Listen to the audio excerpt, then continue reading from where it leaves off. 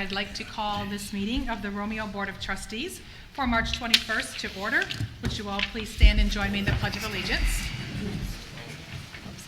I pledge allegiance to the flag of the United States of America and to the republic for which it stands, one nation, under God, indivisible, with liberty and justice for all.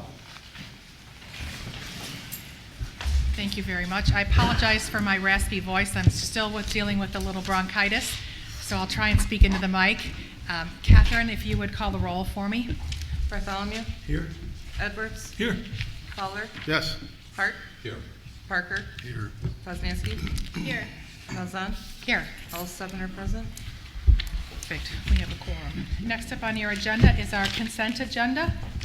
In the consent agenda, you have minutes from February 22nd and the closed session from February 22nd, which are on the blue sheet. You also have place setting the minutes from February 7th for closed session that needed to be corrected per last month's meeting. That's on the gold sheet of paper. Those are the old ones. Yes, I asked for a reconsideration vote on that. Yeah, so I just brought the old ones back. Thank you. Yes, we're going to make those two adjustments. Yep. And then we have council bills and a vendor report. The council bills total $225,311.18, and the others are $36,953.05, as well as your meeting agenda. Is there any discussion or any items that need to be pulled out of the consent agenda at this time? I'd like to pull out the minutes from the 22nd. The regular meeting minutes? Yes. Mm-hmm. And if I could, the check register also, please. Okay. Discussion on closed session minutes, is that allowed to happen in open, or should that be in closed? It would be easier for us to remove ourselves than to remove the people. Okay, I'm not absent or here, if it's I mean, yeah, there's that, and then how it's written. We can go into closed session We can to go into discuss closed the session minutes. if you need to correct those. Please. Can we move that to the end? Is that, Yeah. we can make Right. all these people move? Yeah. Yes. Okay. I would like to add an agenda item to the agenda for the catwalk that was tabled from the special meeting that I was unable to attend. So I'd just like to have a brief discussion on the catwalk. Is that Go under unfinished or new? I would think it would go under unfinished because we had it on the agenda before, so unfinished B. I would also like to call into question an agenda item. We have an agenda item, new business K, the last item in our packet that is not from a board member. This is a Board of Trustees agenda, and therefore board members' issues are on here. If somebody else would like to have an issue, they could do it during public comment or presentations. Well, the agenda item requires board action to be taken. But it's not presented from a board member. For the cover sheet. The cover sheet But it requires board action, therefore it's an agenda item. brought to us not by a board member. You can put my name I've on it asked if you for need stuff to, to be but added it's- to the it's a- agenda that have It's an been agenda denied. item that Agenda needs board item. action, therefore it has to be on the agenda. Okay. I was not sure if we were adding an agenda item for this flyer that was posted on social media that says we were talking about this tonight. It was on your personal page, so I wasn't sure. I don't believe it says on there anywhere that we're talking about it tonight. I urge people to come voice their opinion tonight, absolutely. Okay, so you don't need to add it to the agenda? Well, you didn't seem fit that tabling it needed to be talked about at this meeting, so I suppose not. I would like to add it to the agenda. Okay. So, Unfinished C, okay. the appointed positions. Is that correct? Mm-hmm.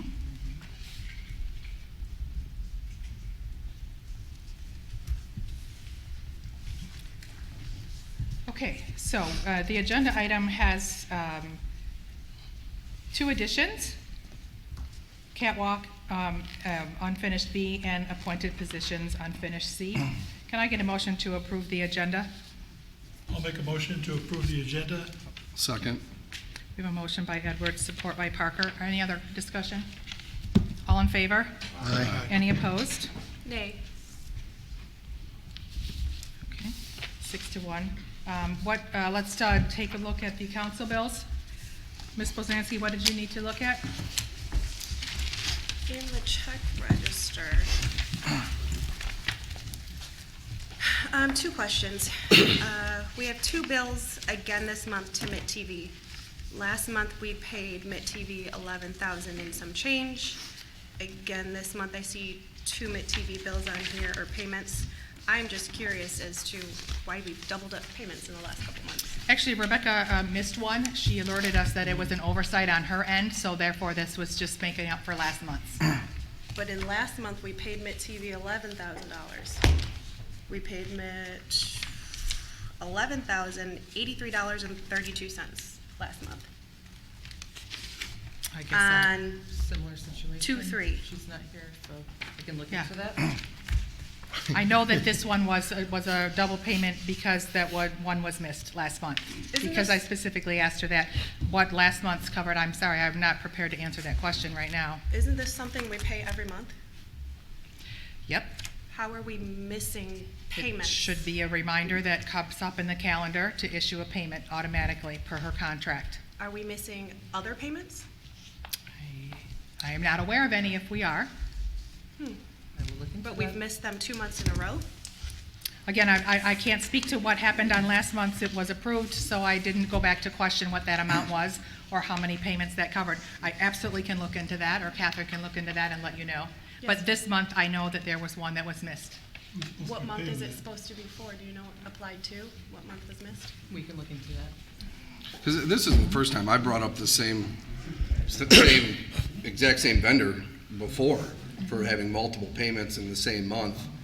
And it just seems, I don't know if it's just an issue with the system and that one vendor, if it's not flagging it correctly. We can But- look into that, see if there's a system with the. I dates and appreciate we did get a software. response this time because you haven't responded to other ones I in the past. did, I didn't get any email communications in regards to that. You It was shouldn't brought have, up, it you was brought shouldn't up at a have to get meeting. emails. You got 30 days to get this stuff straight. When we Okay. come here this night, it should all be settled.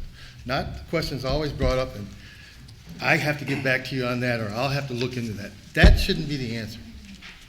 Okay. The information should be there so we can all vote yes and pay the bills. Not every month, the same thing happens.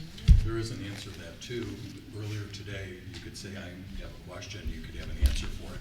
Often what is brought up, it's like missing check numbers and things, that you do get an answer the next month, and it's fine.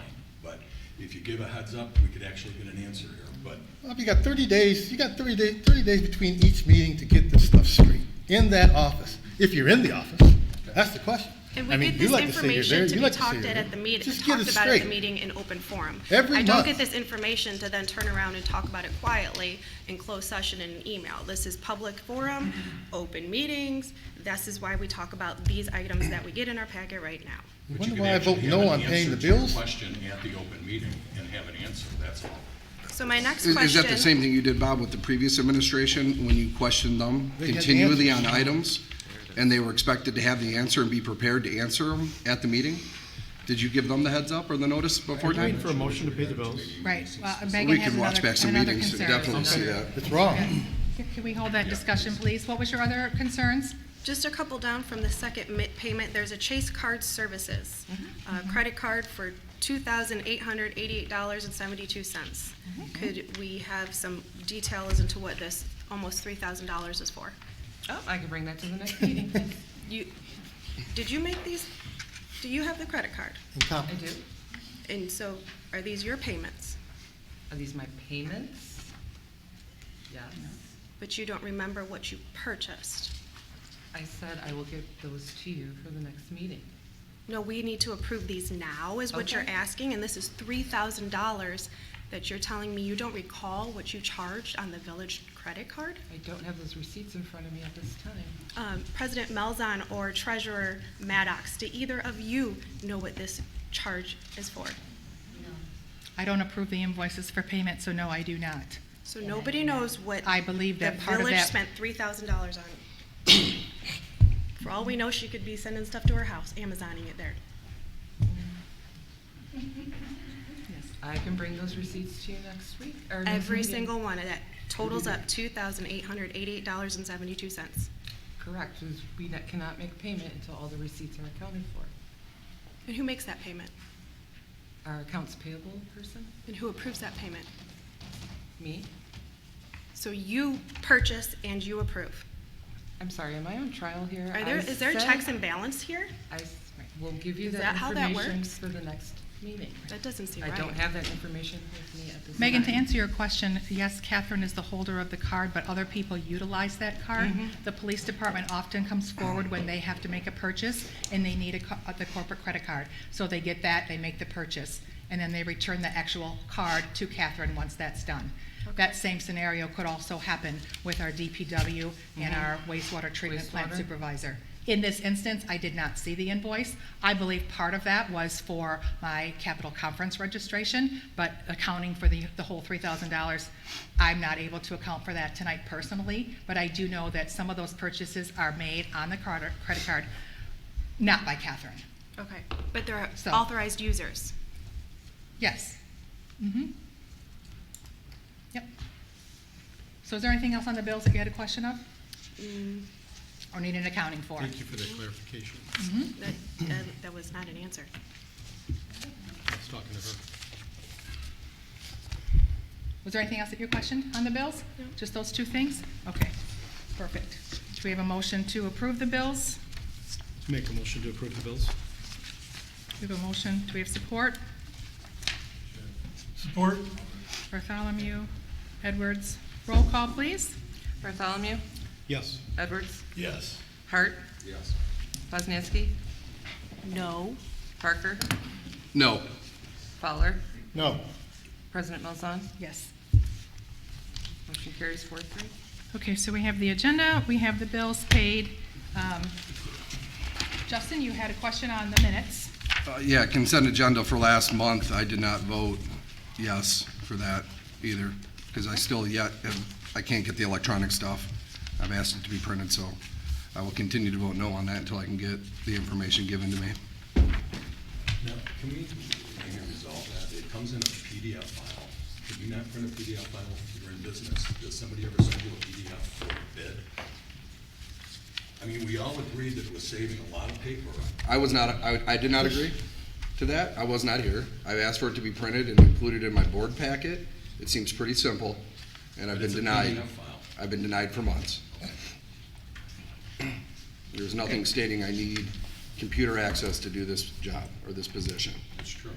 So I've asked for it to be printed, and I've been denied by our clerk and president every time. Okay, so we need to make a correction. That was 6 yeas and 1 nay on the consent agenda. Was there anything else on the regular minutes? There's something on page 3 for the motion by Poznanski, second by Fowler, to direct the village president to contact the chair of, I'm sorry, it is for the money to go, respectfully request the money for the Ford money to go post haste. Fowler was a nay on that. Thank you. I was a yes to have it voted on, and I did vote no, yes. You're absolutely correct. I thought that. I you did voted support, no. I did support it, but I did vote no, yes. Okay, 'Cause we had to come- I did watch the movie, maybe you didn't intend No. to say no. No, I intend to say no, yes, You did intend to say no? yes. Okay. Okay. Anything else?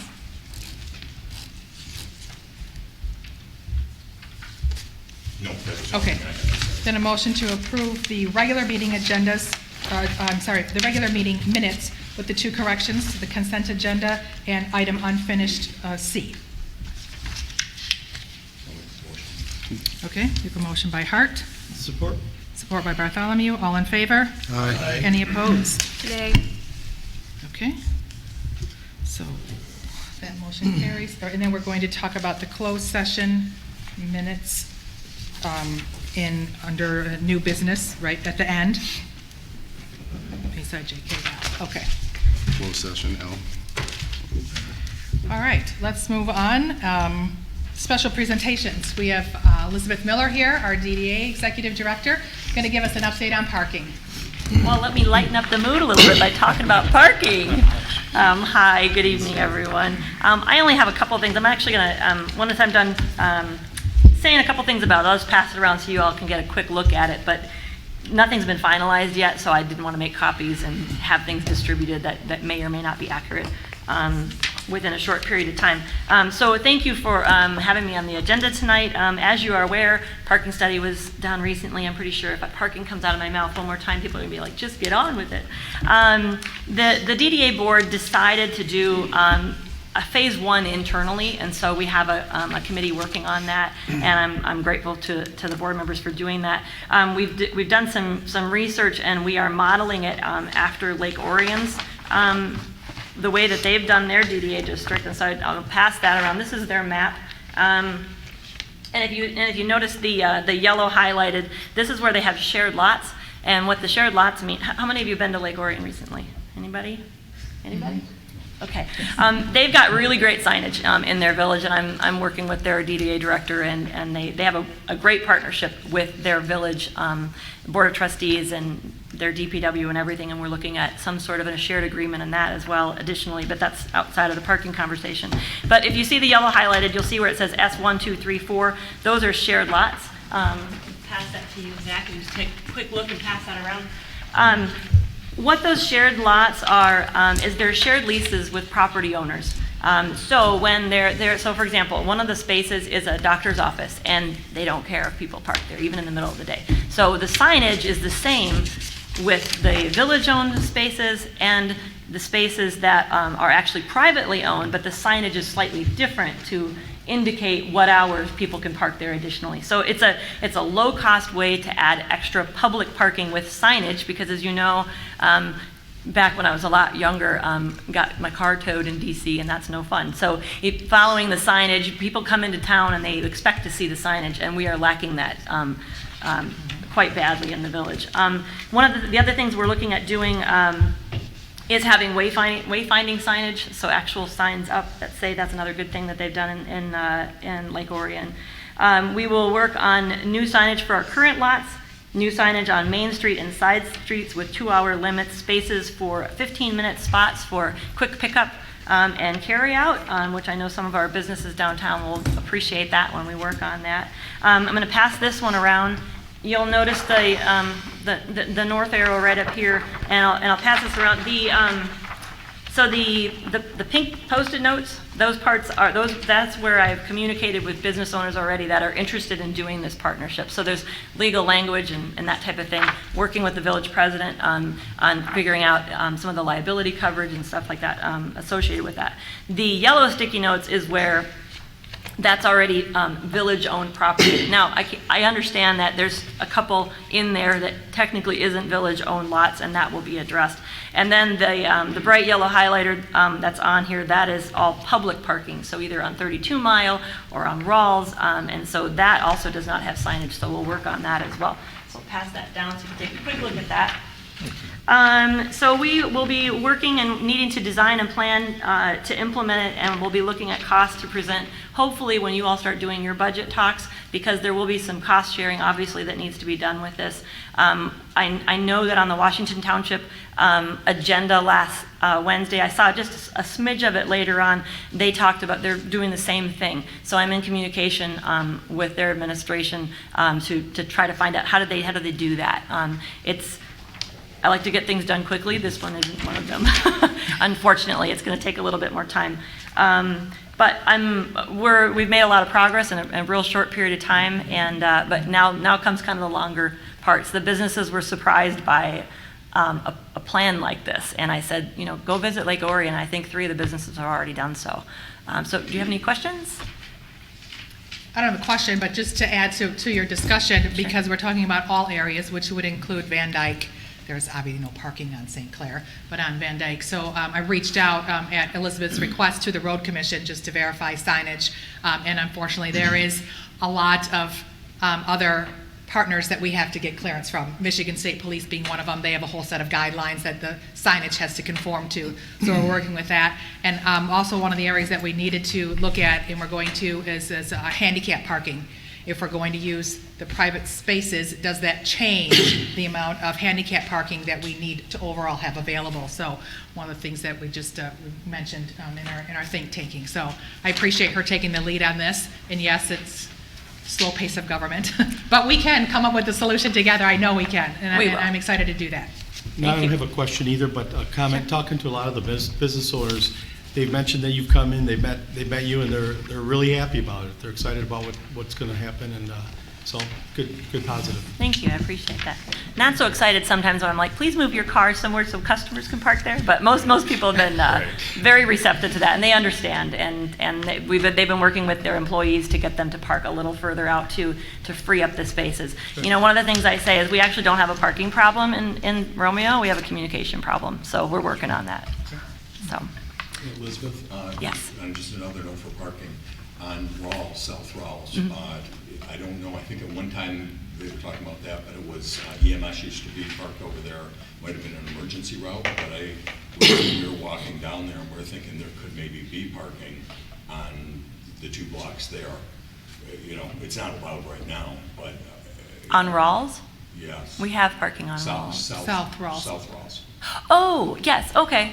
Yeah, there's one little strip that there is, but, well, that would be Hans wonderful. Financial parking lot is on the street there. Yeah. And the block before that would be 2 blocks. I don't know, you might get, Oh, you're saying because the fire department used to be there? they used to be there, and I think later, even when the fire department wasn't, EMS was using that building, but it's been a couple of years that that's not the case. That may Okay. still be a main road they want, I don't know, but Okay. it bears the question. Christine, can you help me figure that one out? Yeah, we can have a conversation with our chief of police and our Okay. fire chief and ask if that is an option to have it reinstated there. Okay, I don't know if that's an emergency route. Road right now because it's a narrow road.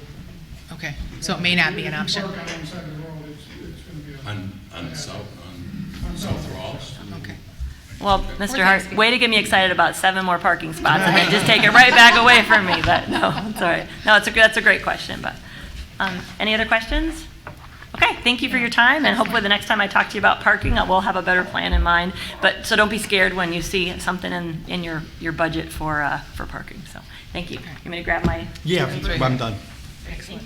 Thank you. Thank you for what you're doing. Moving on quickly to correspondence. In your packets, we did receive a DDA thank you letter. Hopefully you've all read that. It was great that the DDA with Elizabeth Miller put on Winterfest, and it was just thanking all of the supporters and sponsors. So it was nice to get that acknowledgement, so you are welcome. Okay, public comment at this time on our agenda. Is there anybody who, yes, give us your name and address, please. Hi, I'm Kathy Osbold. The address is 218 North Main Street. I own Michigan Juntiques and now own the building right there, just newly with that. So the reason why I'm here though is the village to consider possibly temporary closing the alley that runs right alongside the building. I've been talking with Elizabeth, and we're looking at maybe possibly like a community area, just temporarily, maybe during the spring and summer, just kind of a pilot program to do something that kind of, maybe if it's just picnic tables or things like that for the community to kind of gather with. It obviously would help and be very beneficial to the different restaurants that are in the area that have takeout. They could sit there, the community get together. It's something that I've been thinking about. Elizabeth kind of brought that idea back into my head, and I would like to be a part of that, helping with that. I just recently saw a presentation by the Michigan EDC last Thursday night talking about outdoor spaces and having these community spaces and how important they are to a community. So I thought that would be a great time to do it. I am concerned about the safety there. The people come pretty quickly, they turn in there, and I'm afraid that one day I'm just gonna see a front of a car in my front window with that. So I thought maybe if we did a pilot program, I could work with the DDA on that and help with that, and just ask for your consideration. Thank you, I appreciate that. Elizabeth did come into my office today and mentioned that you were going to be here tonight to speak about that. And I reminded her that perhaps we could revisit the Taylor Taylor, I think was that who we were gonna name it after, with the DDA had a lot of art students actually design what that pocket park area would look like. We talked about putting an American flag there because there really isn't a park in our downtown that has a flag that people can come. A great spot for people coming off the trailhead, Yeah. as you said, as well as a safety issue with that one-way street. It is a little bit janky, so I'm great to hear that you're willing to sort of entertain that, and I hope the DDA will look at those plans and bring back a formal proposal for us. Okay, that's do great. that. And also, too, there is electric on that side, so the party lights could go across to the poles. That's also something that we could. It would be a do for very the inviting evening. spot, right in our central business district, and I think that was another one of Elizabeth's projects that she mentioned, a pocket park, Yes. right, that other municipalities have when they have a weird space that's in our downtown and not that you normally think of as a park area, but I know that alleyway is utilized during a lot of our events, Yes. especially for, vendors to set up there. It would be great if we could tie in a farmer's market. I mean, there's so many Exactly. things that you could do utilizing that space. And so I'm Yeah. glad that you are bringing that forward. Yes. Can I just ask for clarification? Are you saying you would turn the whole L, essentially, the The alley alley. and your parking spaces? just the or alley. just the, okay, okay. Yeah. Just Okay, the alley. first So I was the, like, you want the to length of you the- want to get rid of park it? Like, what? Okay, I got you. No. Just the alley. That's Just the another alley. whole subject, apparently, so, yeah, Right. with that, but yes. But thank you for your consideration. Could you clarify where, are we talking in between the gas station And the building. and the building? So just for the length of the building? Yes. Basically? Yes, and then also too, Elizabeth approached me about possibly, the area that used to have shrubs there is now just barren, and maybe possibly putting some sort of edibles there. And I thought, well, that'd be kind of cool if I went across and talked to the people that own the Main Street Pub, and he's a chef, so they could do like a whole farm-to-table thing if they wanted. I'd be more than happy to lend them that space if they wanted to actually grow products, maybe even if it was just herbs. And start with that and maybe kind of really start something and Great go ideas. with that. Yeah, absolutely great ideas. Okay? Yeah. All right, Dr. well, Christoph. thank you for your consideration. Absolutely. Elizabeth, have you talked to Uptown about That's this at all? exactly what I was wondering. Hello? Pardon? Have you talked to Uptown about this at all? Because I don't know how much of their business traffic. Yeah, no, not yet, because this is something that, since Kathy is the new owner of that building, so it was really important for her to come in and talk to you all about this. If anybody wanted to look up sustainhudson.org, I was in Hudson, Wisconsin last fall, and they have this organization. They have certain types of edibles, not the kind y'all are thinking about, but it's edible vegetation of the kind you don't need a license for or anything like that. So, but what they do is just encourage edible landscaping throughout the whole downtown. So that's actually part of one of the things that we're going to be working on for our spring, bringing things out for the summer, maybe changing the way we do our baskets next year to have some edible landscaping in it. You know, there's so many things, and as those of you who know me, I'm a gardener, so that's a fun way to do that. And when I approached Kathy to say, hey, would you like to be the pilot garden on the side? She's like, that would be great. What about closing the alley? I said, let's do it, but we have to ask permission first.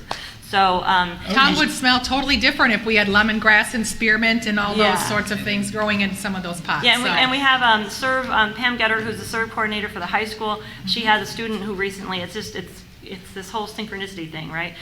She had a student that came to her and said, I want to revive the environmental club. And do you have a project they could work on? I'm like, do I have a project you could work on? Right. So yeah, it's been really fun working with Kathy, and she's really helping drive a lot of the businesses downtown to increase their marketing and really get themselves out there. So Perfect. yeah. Congratulations on your building I would purchase. just talk to the people in Uptown, because, again, I don't know how much of their business comes through that alley. Sure. Yeah. Yeah, we'll do great You gotta communication. make everybody happy, so. Yes. Absolutely. And I didn't check if we're going to be talking master plan there, but the master plan supported closing those alleys because then there's Great. less on and off traffic and interruption Did on it? walking. Great. Thank you. Okay. Did it? Yes. Again, it thank did you. that when we were All right, looking at thank you. closing. Anybody else for public comment? We have room full, so there must be people who want to speak. All right, I'll go. Hold on. Good evening. My name is Shelley Rosso. I'm a village resident. I came to speak about one particular issue, but I want to touch base on the topic of the bills that go on.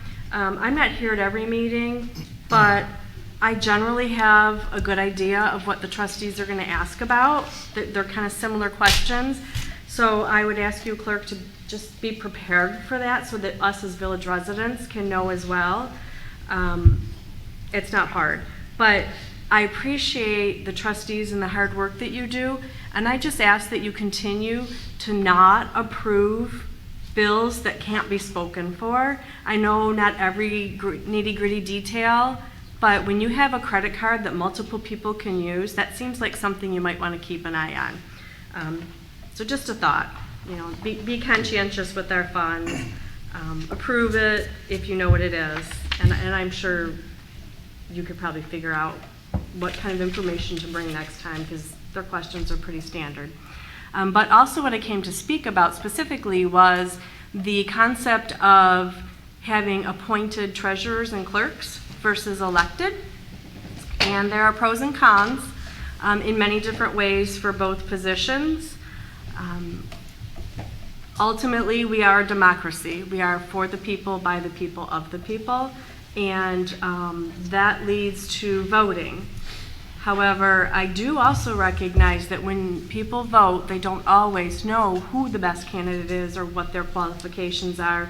They get in there and they see, oh, this person had a lot of signs, I recognize their name or whatever. As a village resident, my opinion would be that the treasurer especially probably should have some type of qualification to be a treasurer, and whether they're voted or appointed, I don't think necessarily has as much impact as, it wouldn't concern me either way as much, but I do think they need to have some type of qualification and some kind of clearance and checking and background and all of that good stuff, because you are dealing with public funds. But when it comes to the clerk, that is our first face we see in the village. When people move in, when they're new, when they come in the door, that person needs to represent our community, be part of our community, and I have really strongly would appreciate the consideration of keeping that person elected. When you appoint, you could appoint from anywhere. You don't have to live within the village to be appointed. I mean, you don't even have to live within the village now, to be the president, but consider please that when you're thinking of the village clerk, they are a person of our village, for our village, and it would be really nice that people maintain their voice as to who they want serving them and representing them within the village. Thank you.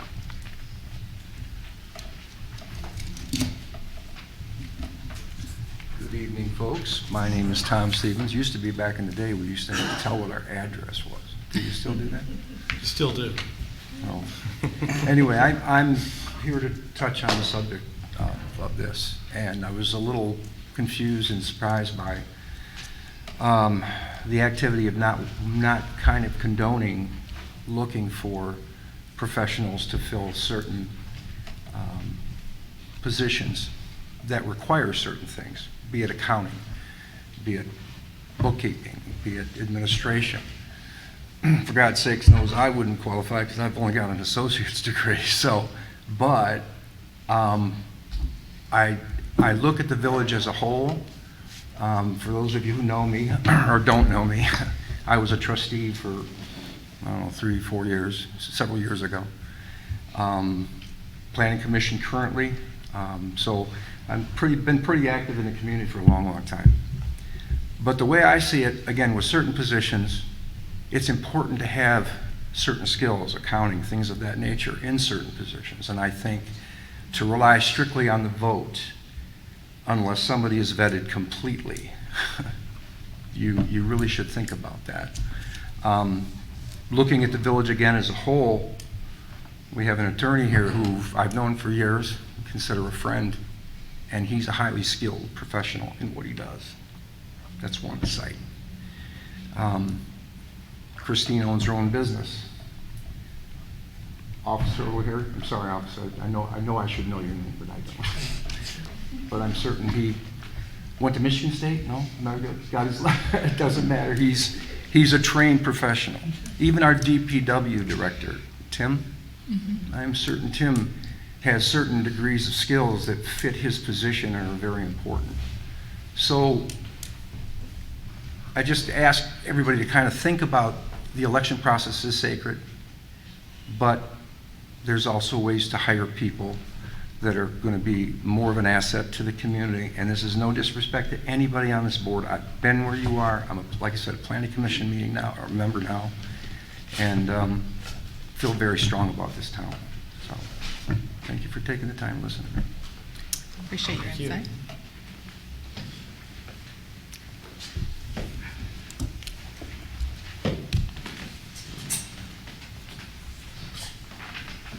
Hi, my name is Sandy Han. I've lived in the village since 1988. And the reason I came out now, I don't think it's an agenda item, but I wanted to speak about appointing officials to the positions of Romeo.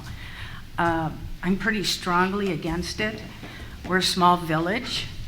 As a resident for many, many years, because of the loss of a newspaper, difficulty getting information, myself and a lot of people I've talked to, we don't feel we have a voice in a lot of things. And that's the one thing we do have a voice in, is to be able to vote for an official. So I thought I would come today and have you strongly consider, you know, what you're going to do as far as elected positions versus appointed. It doesn't always work in a lot of places that I've seen, so I am just saying that I am very strongly in favor of still having elected officials. Thank you. Thank you.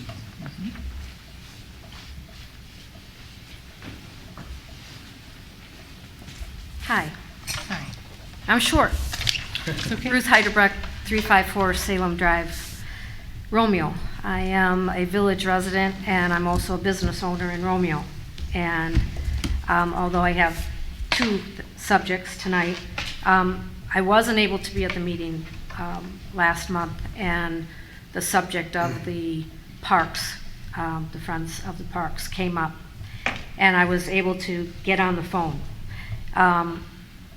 We have a committee that was formed months ago and is working hard on the parks. In fact, we're going to be working with Elizabeth on the parking that is going to go around the park.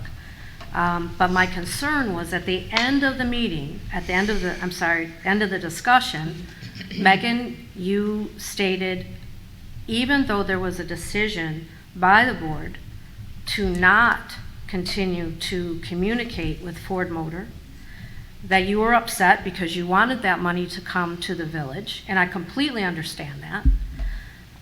But that's your feelings, and that should be dealt with within the board, not outside to Ford Motor Company. It gives a bad feeling of when you deal with that large of a company, it makes us look really small and petty. And that doesn't represent the committee or the Friends of the Park that are working very hard to do an amazing project.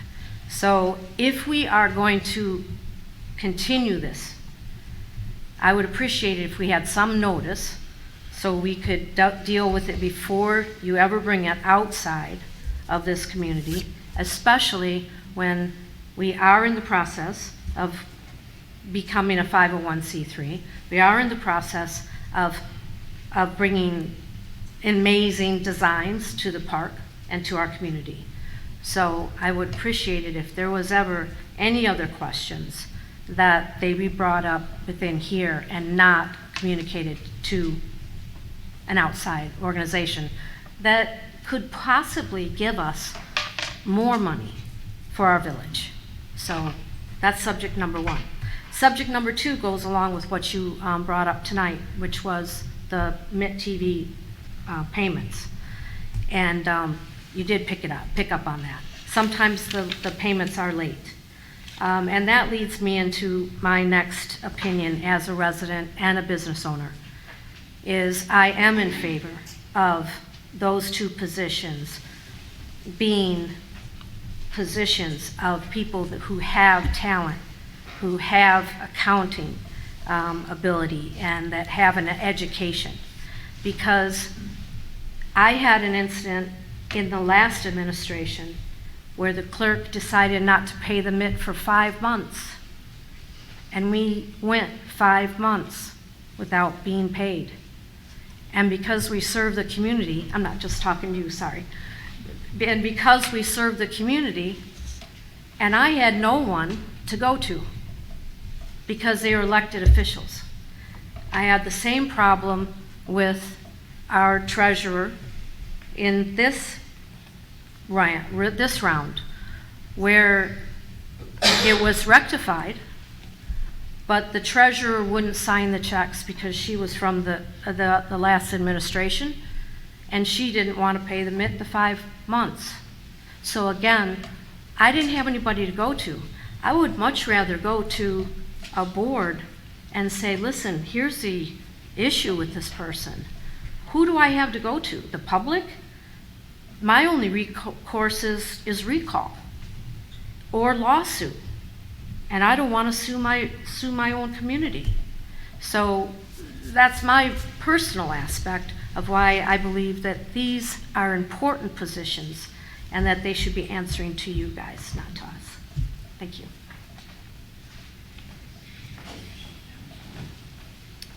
Anybody else for public comment? I do have something. Yes. Oh. My name is Don Edwards. I live at 150 First Street, Romeo. And as someone else did tonight, I first want to thank all of you trustees for the time that you put into this job. And I apologize also for my absence from these meetings, because as a resident, and if I care about how this village operates and the results, I should be at these meetings. I should hear what you have to say and be more knowledgeable. But I haven't been. But I am aware of what the plans are tonight to vote on a possibility of having these positions appointed rather than elected. The only thing I have to say about that is in the last 42 years that I've been here, it's worked very well the way it has been done. There may be some hiccups, as there would be in any business that has multiple transactions. But I see my position right now is if it's not broken, there's no need to fix it. Thank you very much. Thank you. Anybody else? Public comment? Going once, going twice. All right, I'm going to close the public comment section. Thank you very much. Move on to our officer reports. My president's report for March of 2022. Coffee and Conversation was held at the Romeo Senior Center on March 14th. I want to thank all the seniors who reached out to me with their concerns for the current Parks and Rec situation. The question that I received the most was a simple why. Why is Washington Township creating all of this upheaval, and can it result in disruptions to the services our seniors so desperately need? I truly wished that I had an answer to the question of why. I wish that I was able to offer them the reassurances they are now seeking, that they will still be able to come to the Romeo campus for their meals and for the socialization that is vitally important to their well-being. Because we know that if funding is cut or deferred from our current Parks and Rec, it will impact them. Please know that I am doing everything that I can, personally and legally, under the advisement of our attorney, Mark Clark, to ensure that our seniors and youth are protected while preserving the programming and services you rely on. Second, I attended the Michigan Municipal League's Capital Conference in Lansing on March 15th and 16th. The theme for the two-day event was Partnerships and Policy, and it emphasized fueling community revival.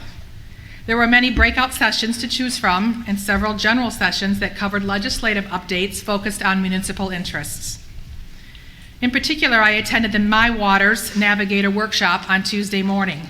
This session was specific to the new MML help desk for communities who are now required to become lead and copper service line compliant.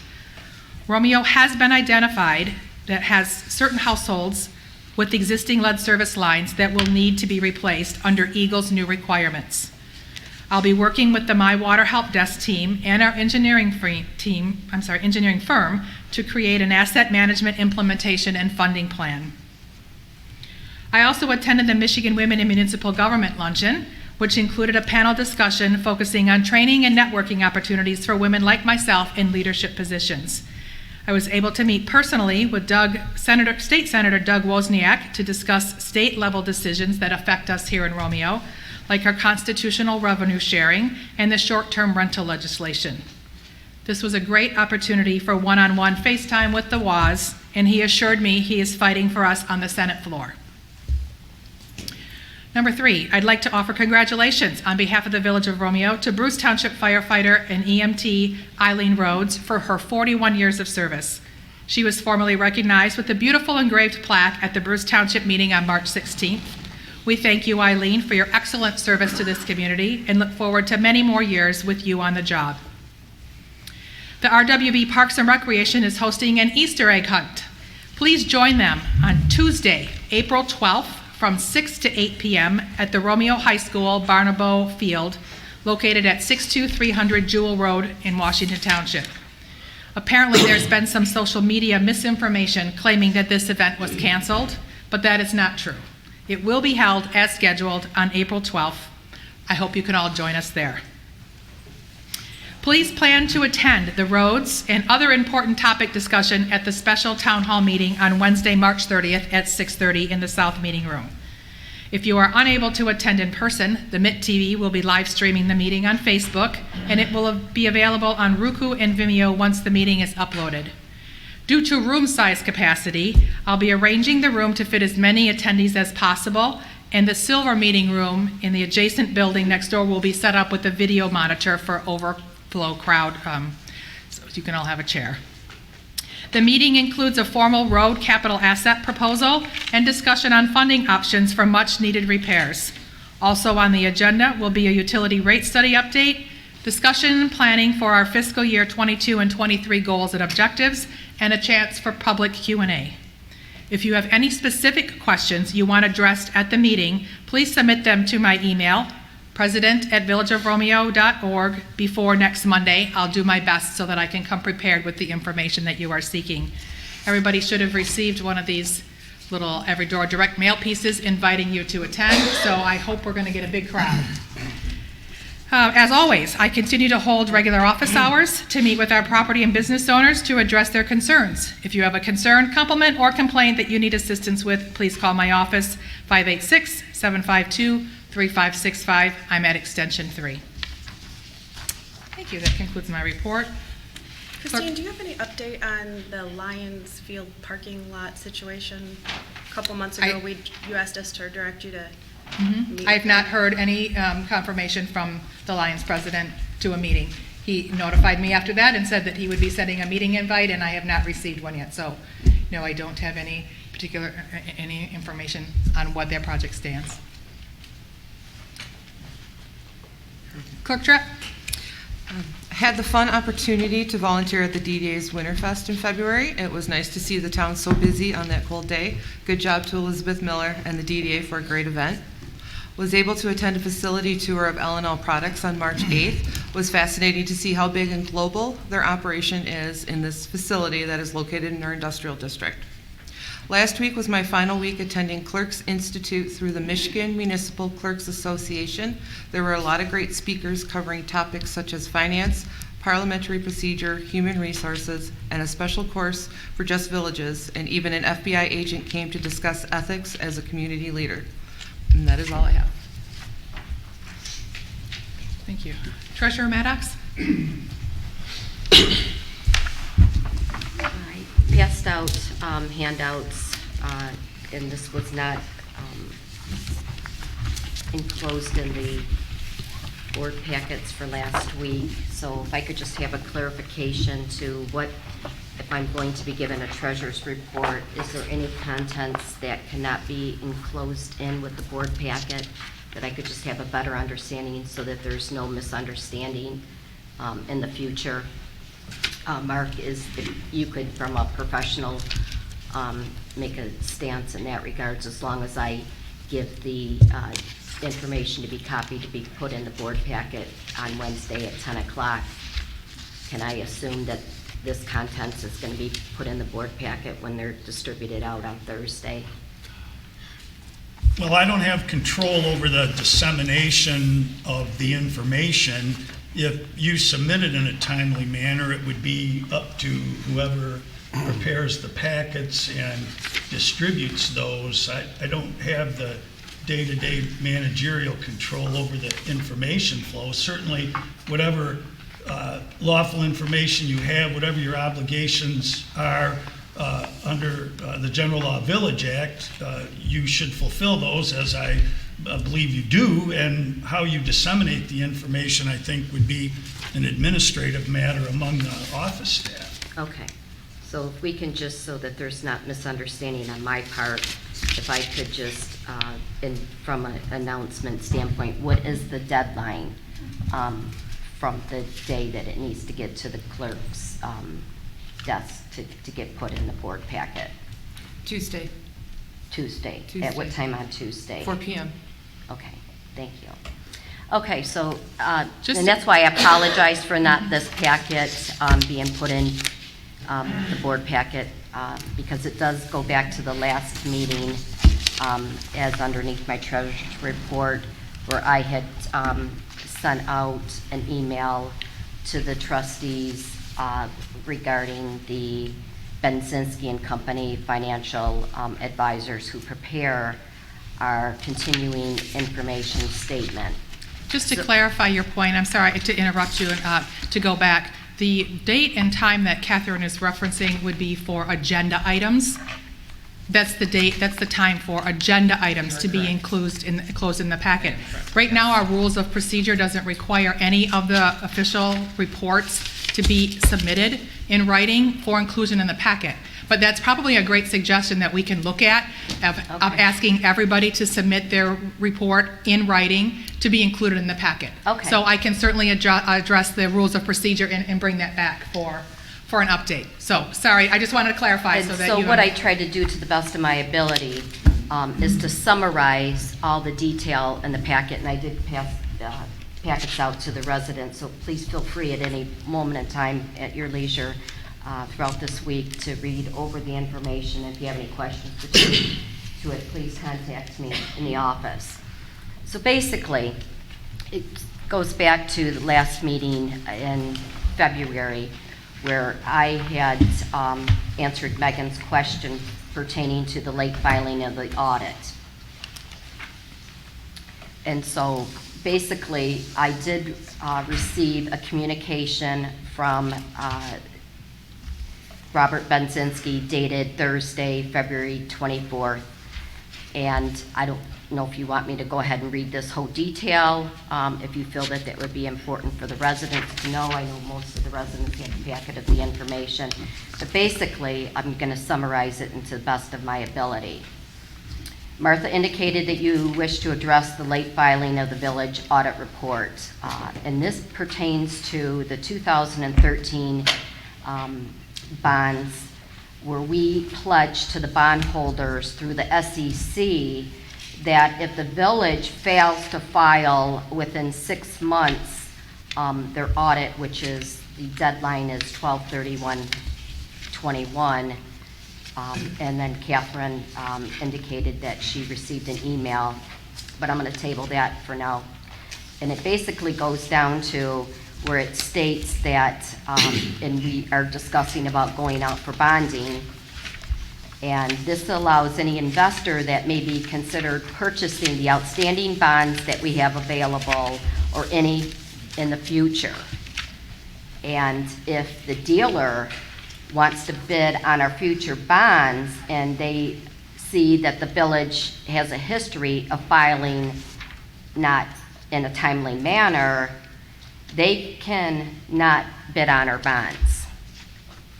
If this happens once, it's a strike, but if it has on future issues, the pattern continues, the village is not going to have access to capital markets in the future.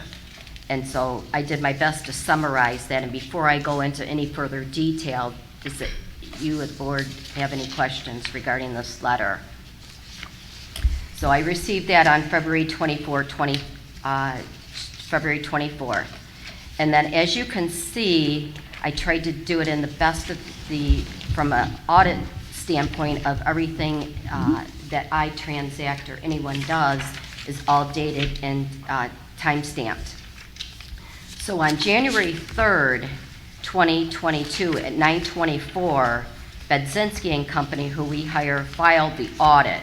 But again, the audit needed to be filed by 12/31. The next document, as you can see, on 12/31/2021, that was done at 5:19, and that's where it was indicated that failure to provide annual financial information in a timely manner. And basically what they did is they just prepared a draft, so they technically didn't file until the following calendar year, as I indicated, January 3rd, 2022. And then just for history, I thought, okay, I'm going to go back into all my emails. I'm going to see what we did the year before, because this question came up with this email that I attached to the board, legitimate, where'd it come from, et cetera, et cetera. Well, the reason why that one document that was attached, which is the material event document, was our first year that we've not filed on time, so we wouldn't have had it in previous years. So going back to 2023, 2020, 9/55, we filed the annual statement. 12/27/19 at 2:22, and then it goes back to the original email from Bedzinski and Company dated June 12th, 2019, asking us to sign the contract for the next 5 years. Then in July 15th, a month later, high importance that we had not executed the contract to renew with Bedzinski. So basically what I'm trying to do is just summarize everything that I do throughout the calendar year is all on a deadline and time restraints. I have to balance the utility bills within time. I have to balance the taxes within time. And so for the whole calendar year, everything on my end was filed and completed on time. And then to have the audit not filed timely, so I thought, I'm going to go back into my emails from the audit and kind of trail back to see how this all became as a delay and not filing on time. And it goes back to, really, I'm going to pertain to the date where really the most activity, in my sense of urgency with filing things on time, was the most intense day, which was Tuesday, December 28, 2021. And it was a reach out from Bedzinski stating, does our auditors know the reason why we need to have these tax returns? Does the audit filed within time? So there was communication. I did high importance to Christine, to Catherine, to Tim, our accountant. There were several emails going back between the accountants, Tim, myself, our accountants, Bedzinski, and I don't see any communication or response from the clerk or from the president addressing that these the financial statements weren't going to be filed within time restraints.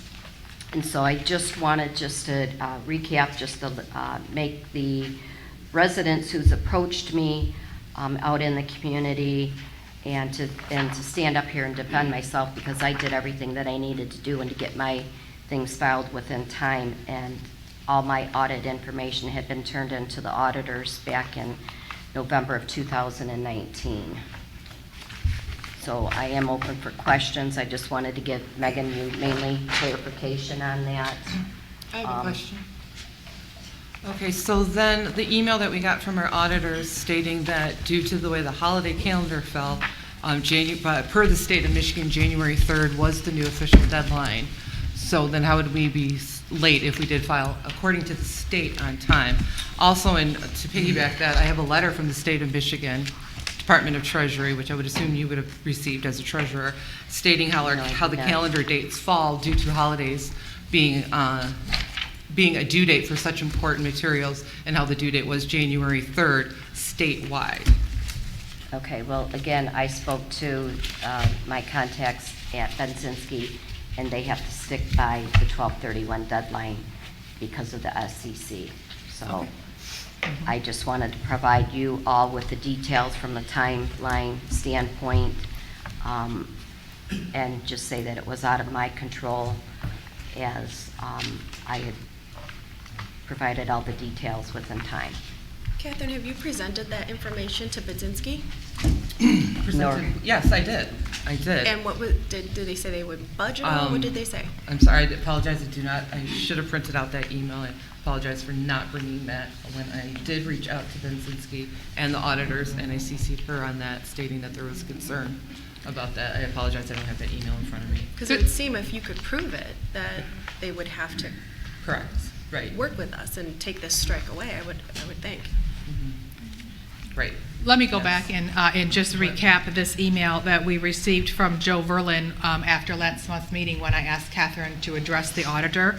And so his response was, the Michigan Department of Treasury's due date for submissions was January 3rd, 2020 due to the timing of the holiday. Treasury was not open on December 30th or the 31st. The village's audit report was submitted timely. The village was also granted qualified status, which means that the village, among other compliance requirements, was timely in its submission of the audit, and that the audit was free of findings and had a clean opinion. Please let me know if there's anything further to clarify. And then just to go a little bit further, there was a communication February 24th from Robert Benzinski to Treasurer Maddox talking about the audit. If they, in the middle of the email, it says, if this was to happen only once, we believe it will not have an effect on future issues. However, if the pattern continues, it could potentially be problematic. So we did mention that to the auditors. They said that they would want to see the writing for when those bonds were issued. If the issuance did reference a specific date, they would want to obviously make mention of that. If it did say the 31st, or if it just said the filing of a timely audit report per the state of Michigan's requirements. So there is a little bit of clarification that needs to happen, but the audit was filed in a timely manner per the state's guidelines on the 3rd. The first email you said you received, what was the date on that? The first email that I said I received. The one that said we were within time on the January 3rd? This was an email from Monday, February 28th. It's the same one I have. After the last month's meeting, when Yeah. the issue Did you forward arose. that to the treasurer? So Yes. that she was aware of that? Yes. That is the email that I summarized. Okay, thank you. That I reached out for explanation on. So I have a question. Some of the stuff, like the question that you initially asked Catherine, I mean, you guys work at the same offices, correct? I was asking her. So I guess what my question is why couldn't you just walk over to her office and say, hey, you know what, I got a quick question about something? It just seems to me that you're using this time to like create or show like a gotcha moment. So correct me if I'm wrong. You have a right to your opinion, Nathan. Okay, so you But can't that walk is over and not- talk to her that in the is- office? No, about things? I was asked a question at the last meeting, and I'm providing documentation. Yeah, I don't work in the office, us trustees don't, so she was answering the question that was asked at last month. Okay, that's all I have, thank you. Thank you. All right, trustee reports. Anything, Zach? Anything, Justin? Anything, Mr. Hart? Oh, I attended the actual meeting, and I think we have a presentation You do? tonight, so Yep. we'll Mr. Edwards? I just want to say congratulations to the DDA and Elizabeth Miller for putting on the Winterfest, and it's a great success. Thank you. I do have a few things. Just a couple. Taking a planning and zoning class right now to get to that, get all my credits done that I need to do. I had also attended the Coffee and Conversation. That was a nice time. I had brought my 3-year-old with me, and all the residents enjoyed spending time with him there. And then the Parks and Rec meeting last week with just the Parks and Rec and the lawyer there. So representing the Village of Romeo, President Malzahn was at her conference, so she asked if I would attend that. So I attended that for us. And then I did want to touch on the Friends of the Village Park that was brought up. Hold on, let me open my phone. Okay, so at that meeting where Ruth called in and spoke with us, at about the same time, she said, well, hi Ruth, was wondering what printing company you used for the newest edition of the Mint magazine. No, that's my text message to Ruth that she never answered.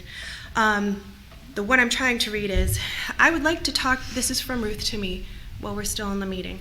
I would like to talk to you in person or on the phone prior to you placing a call to either of the Ford Motor Company's liaisons, as I believe I heard you say after being asked by the president of your board not to, which she did not state that. My lawyer will be contacting you this week, which he did not, or she, whichever they are. My father's been put in the hospital, or I would be there to address this. If you have any intention of going to Ford Motor Company and speaking as a board of trustee representing the Village of Romeo, I would highly recommend that you speak to me or the nonprofit lawyer before you make that move. I will expect your call and take it out in the hallway. That is the text message that I received from our contractor. And I would say, I respectfully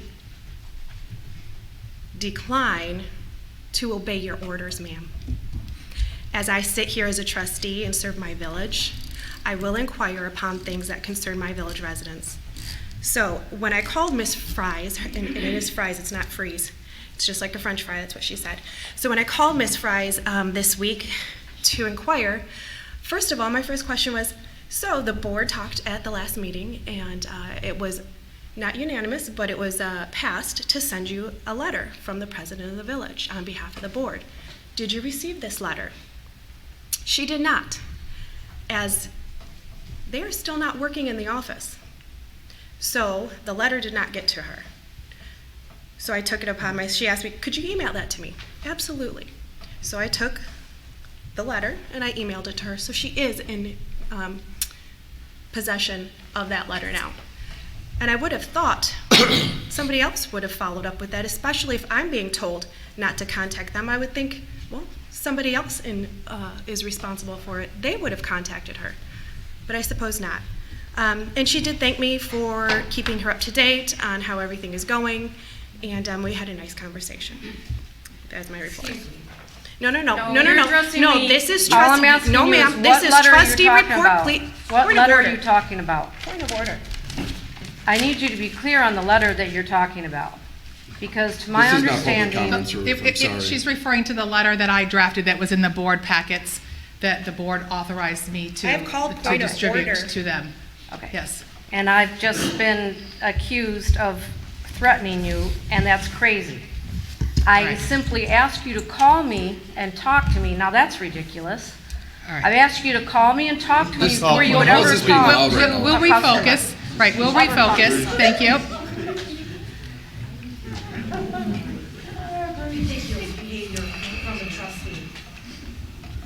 Does that conclude your report? Yes, ma'am. Trustee Bartholomew? I would love to talk about sidewalks. Did reach out to our contractor, Raps Concrete. We did last year we've got the approval or the go-ahead from the church and the funeral home. I know Henry asks me every time he sees me, he wants to get going. Anyways, so that's underway. We're just waiting for them to get started, weather-wise, and we'll keep you informed as to. But I would like to get that stretch up there done as soon as possible. I did inquire with HRC. They are sending that to me. I hope to get it by Friday.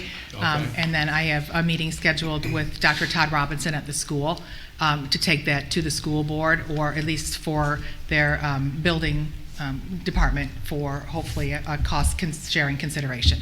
So I'm waiting on HRC to get me that, as well as the parking lot I bid just seen some package. kids walking through that field the other day, and I'm Yes. like, hold on. I know, it needs to be done sooner Hey rather Nathan, I than have one of your sidewalks that, on 315 Dickinson, that was just completed. Ones that tried to charge me for, it's already cracked. The contractor in the back has been driving heavy trucks over it, so it's already cracked the sidewalk for you, so you might want to reapproach it. It's Rogers? Huh? Rogers property Yes. there, his entrance? He's been driving heavy trucks over Okay. it, and she's cracked. All right, anything from the planning commission? Yeah, we Can I don't ask destroy it. about sidewalks real quick? Just so everyone knows and we can get it out there again, what quadrants or what streets are we looking at doing this year? Well, we finished Dickinson, 32 Mile Road, we want to get that at the top, but we'd also like to get it all the way down from the high school on both sides to town. Okay. Because the kids are walking. Middle school. Every day. Middle school. Middle school. Show my age. We know what you mean. And from there, we're not sure, we do want to get the main streets done, South Main, all the main streets, and then we're going to keep working on just going from quadrant to quadrant. to keep I have it fair. I have a list of people who Right. have been contacting me that I've been maintaining, and so I'll get that to you, and yes, Yep. we'll figure out a plan to get them marked. Okay. Anything from the planning commission? Yeah, all the applicants were approved for the special land use, for the weed applications. Mr. Casson had reviewed them, and they were all in compliance. All the applications were notarized. The i's were dotted, t's were crossed, as opposed to some of the applications that we had received and that were approved, so. Everything else was correct, right? Okay. Zach, you said some stuff was not correct? Yeah, last part I said, as far as some of the other applications that we had approved. There were a couple of applications during the first process that were not notarized correctly. I don't They think weren't notarized at all. they The didn't stamp require was there. notarization. They were all time stamped. They, Did that come before the planning commission? it was approved by your panel. I have copies of them right here. So where you see there is no notary date and time right here on the applications. And on these two applications too, they were like Xeroxed. So they're identical, the signatures are in an identical spot. You can see that for yourself, just hold it up to the light. And it looks like there was some whiteout use on one of the applications too. I don't know, it's something that I think Mr. Clark, as I mentioned last meeting, some of these applicants have been contacting me and referred them. I talked to you about it, and you said refer them, and you got plenty of FOIA requests. Well, I think that, Was this document that you're referencing here part of a FOIA request, a FOIA submission? this document here was just, no, I don't know whether it's FOIA or not. I'm not sure what you I mean, guys. where I did you don't- get that document This is part from? of my planning commission documentation. So that was in your planning commission packet? Yes. Okay. So I what just was so looking what I for reviewed on my clarification. planning commission packet, and what we all reviewed is, our policy here is to make sure all the i's are dotted, t's are crossed. An incomplete application is supposed to be rejected. Well, this application was approved without being completed. And your reviewing committee actually reviewed it, and it was passed, so. And that's all I said was like some of the applications that we had looked at that were approved. Other than that, the other ones were, everything was done on them. I'll give this to you because you're probably gonna end up dealing with it. Okay, anything else from the planning commission? All right, let's move on. The Bruce Township's, the Bruce Sewer Capacity Subcommittee has not met, so we can skip on to that. Unfinished business, Mr. Casson, master plan. Good evening. As you know, the Village Planning Commission and myself have been working on the Village Master Plan for a little over 2 years now. We had to hold off because of in-person meetings weren't allowed under the COVID guidelines and that. But they're at the point now that they've prepared a draft. And under the state planning enabling legislation, or enabling act, excuse me, it says that the planning commission creates and approves a master plan, but it needs to also have the review of the public, the village council, surrounding communities, SEMCOG, utilities, and the Macomb County Department of Planning and Economic Development. It also says that you're required to give those notices, give those entities 63 days to review it. But the act specifies that even though the legislative body does not necessarily have to approve the master plan, what they need to do is to authorize the submittal of the document allow the document to begin the 63-day review period. Where the 63 days comes in, I don't know, but it was a state legislative function. So all I'm here tonight is to ask you guys to approve the Planning Commission's request to begin the 63-day review period. What will happen is a copy will be placed on our website. Links will be sent to all the surrounding communities. You will all be given, as you wish, a PDF copy, or can download it from the website if you want. And the public will be able to look at the document too. And then we'll come back in probably about 75 days or so, because the Planning Commission needs to look at the comments and come back and make possible changes. We'll come back, we'll hold a public hearing. They'll hopefully will adopt the master plan, and then you guys by right have also the, if you choose to, you can also adopt the master plan, but it's not required. How would the people submit the comments? What forum, or in what way do they submit comments? They should be or written comments corrections? addressed to the village clerk. Okay. An email? Do you want letters? How do you? I can be either, Okay. either one. Okay. Absolutely. I mean, just looking it over myself, of course, there's different typos.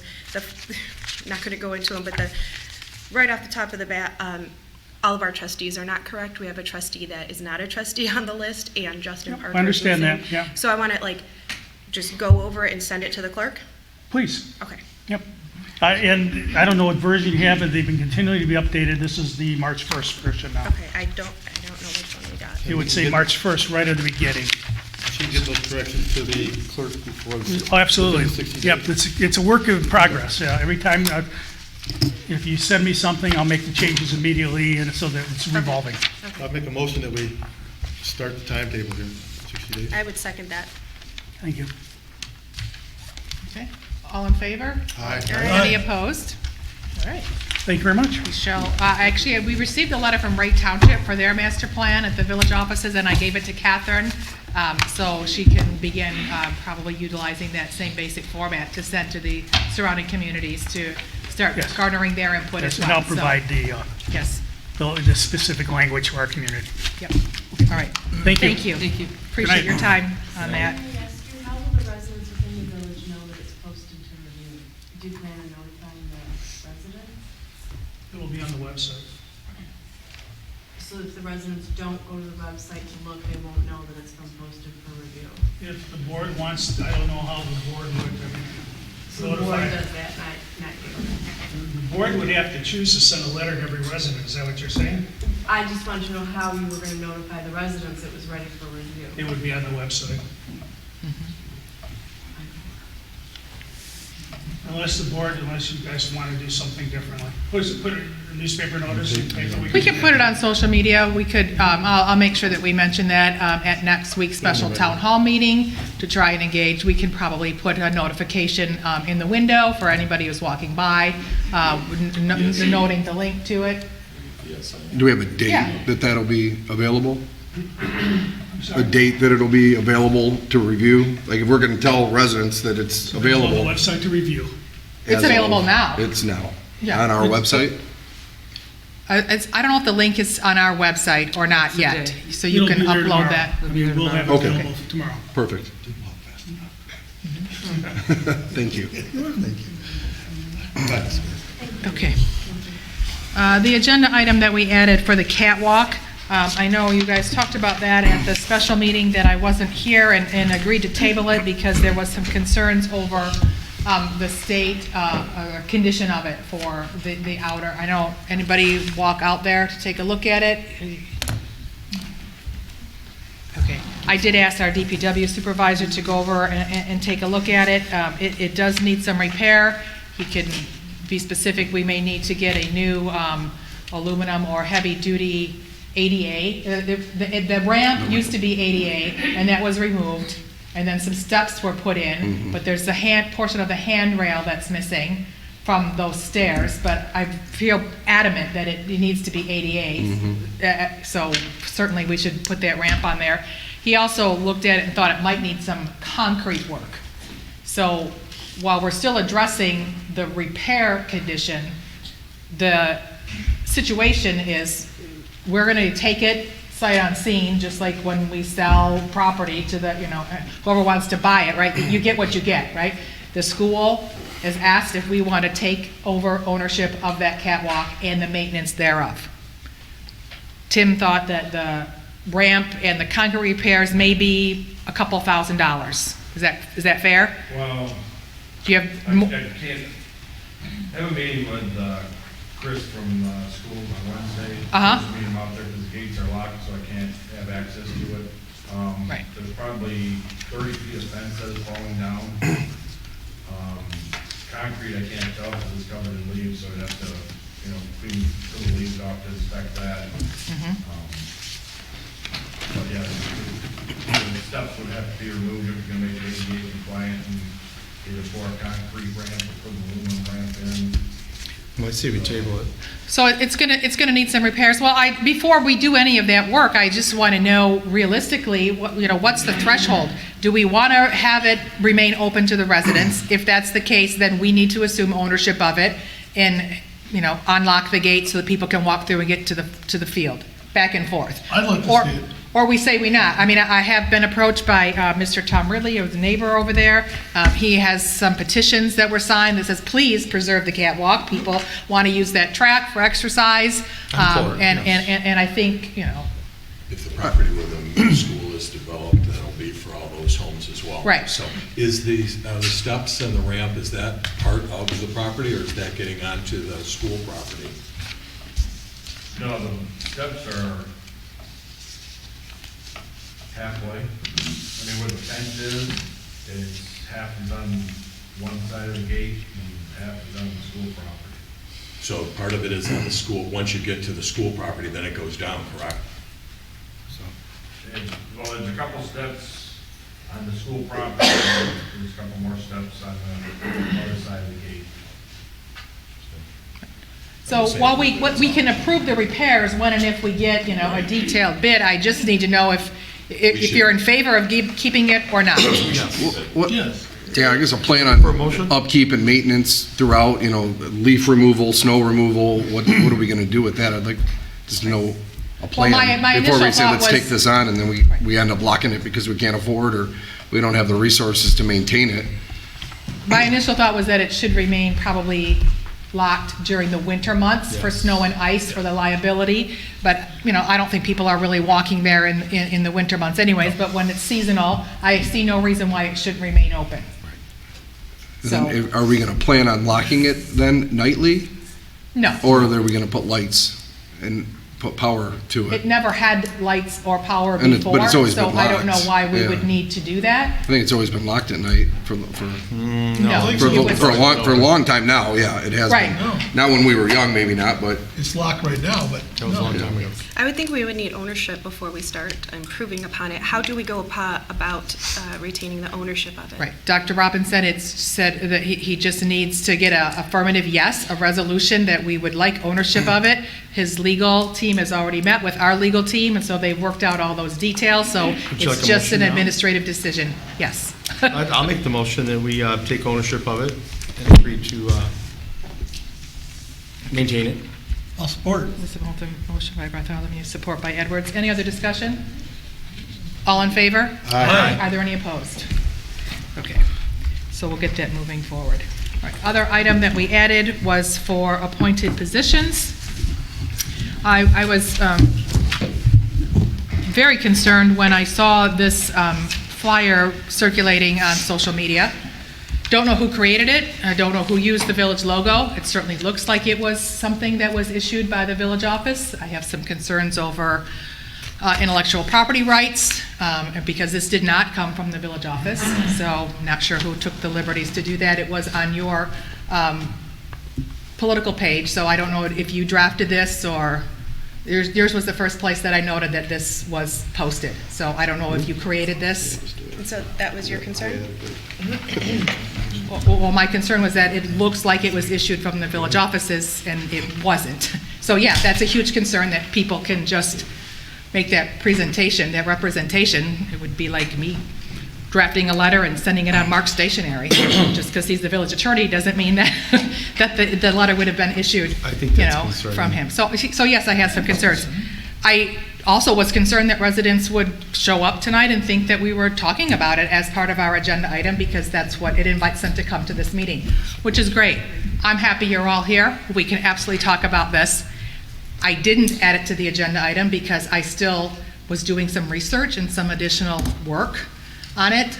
As you know, at last month's meeting, I asked you to sit down with me to go over the proposed ordinance change and perhaps bring back a revised version, and you declined that invitation, which is fine.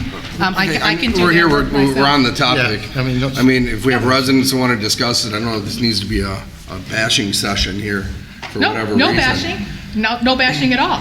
I'm There's plenty of happy things to that add it come to the out without agenda, approval. which we did. And I don't know, did you get a chance to look at the possibility of changing the language in the proposed ordinance? I've not looked at anything. My comments that I made the last meeting are the same. It's statutory. You can, as a body, you can decide to make those positions both or separately, individually appointed. There's a procedure for that. There's a vote requirement. There's a period of referendum. Beyond what I said last meeting, and I'm saying right now, I've not made any further inquiries. So my position on it is the same as it was last month, and if you want me to look at something... Yeah, I thought we were going to look at the wording with the way that the appointment happened, and then also the voting of that, if we could change that to a 2/3 vote instead of just a majority vote. I think that's what we discussed. Is that correct?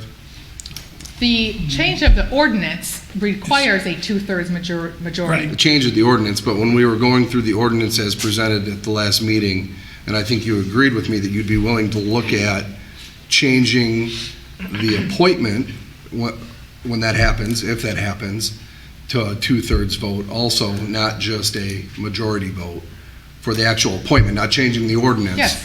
You agreed with me on that, and then probably it also had to be with removing If I was the person. supposed to look at that, I apologize. I understand your question or your point that if the positions or one of them becomes appointive, can that appointment be by a supermajority vote? I have not looked at that. If I was supposed to, I apologize. Yeah, I thought we were going to look at that and then have it not just a presidential appointment as a board appointment. Well, that's the way it, let's look at the statute. Instead of saying it says this or that, let's just look at it. And the statute says,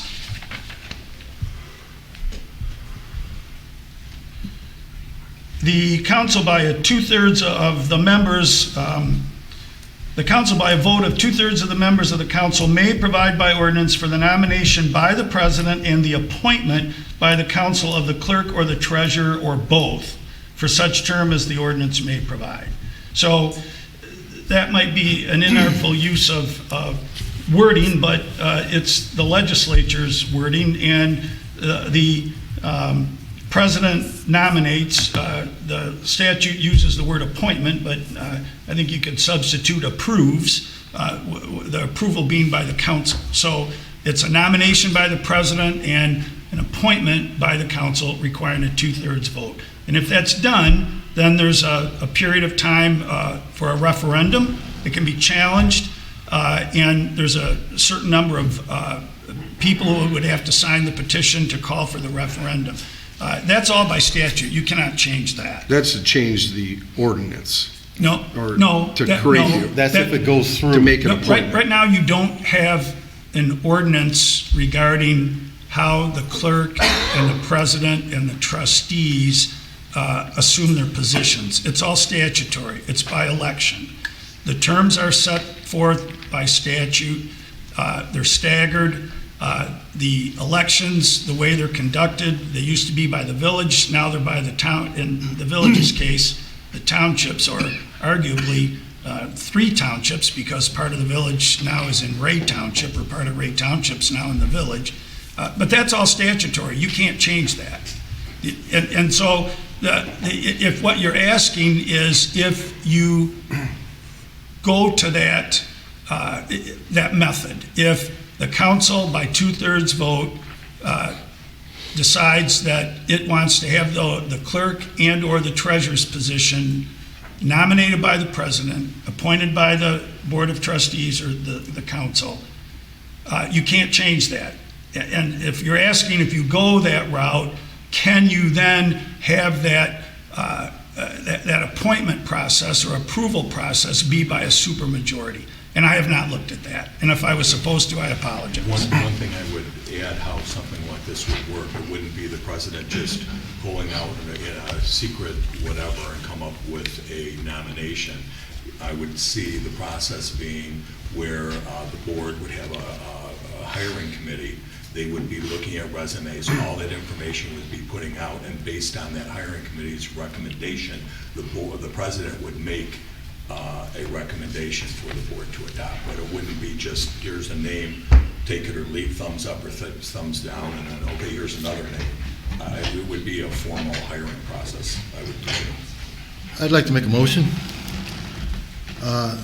to deny the positions of clerk and treasurer to be appointed by the president.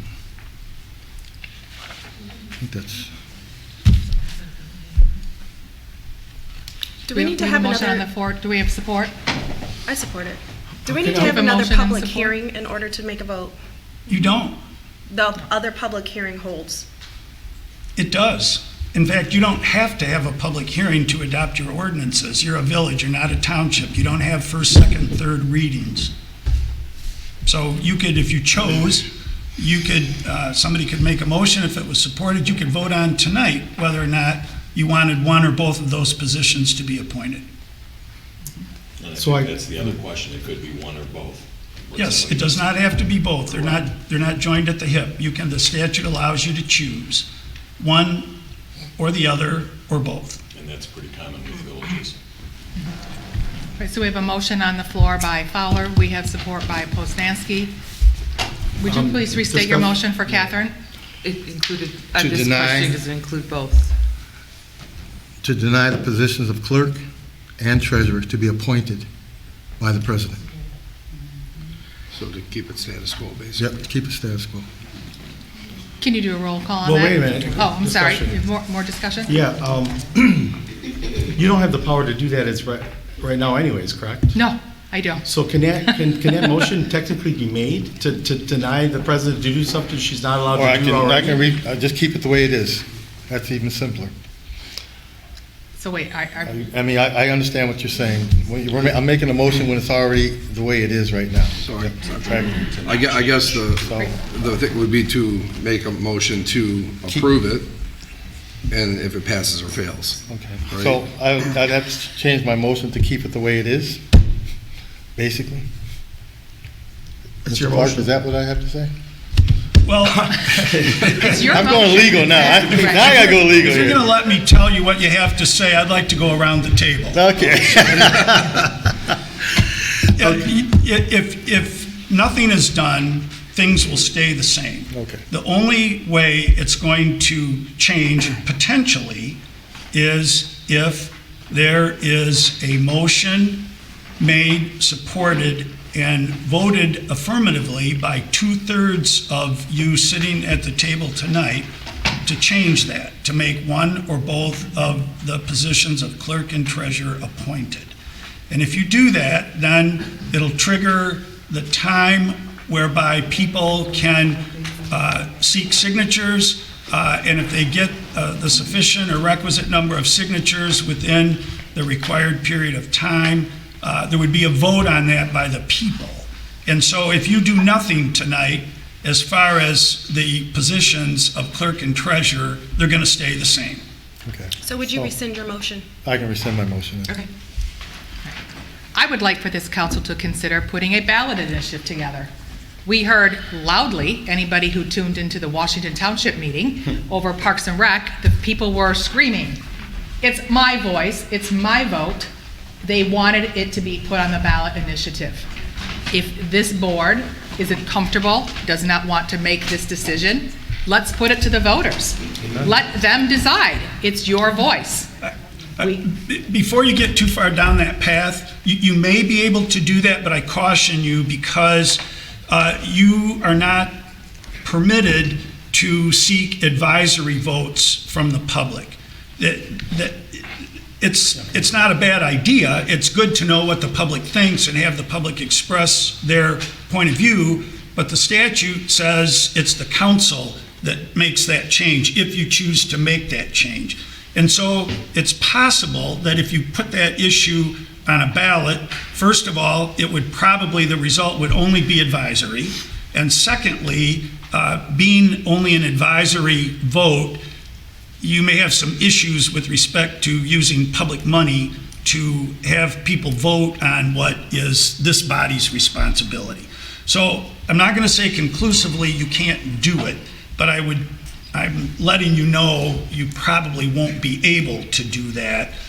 So you can have your discussion, but I just don't want you to get too far down the road and then a month or 2 months or 6 months from now say, hey, Mark, why didn't you say something? Because putting it on ballot would essentially just be taking a poll. The only way to actually enact it is for this committee to make that motion. This board, correct. Yeah. I make a motion to table this agenda to the April regular meeting and have Mark's opinion on if we can change the language in the ordinance to be a 2/3. Well, yeah, and I'll look at that, but again, so there's no misunderstanding. You can't change the ordinance. What you would change, if at all, is can you ascribe a super majority voting requirement to the approval of the council of whomever the president nominates? Of the appointment, and then also removal of that said person if need be. Okay, so we have a motion on the floor to table it for one more month. To April's regular meeting. I'll support that. We have support by Hart. Any other discussion? I'm sorry. I would, yes, the information that you're holding up, the print off that you had. Social media that you saw post. circulating yes, around. Yes. mhm. Yeah, absolutely. I made that and I got the information out to the people. And good thing I did, because look at us sitting here talking about it.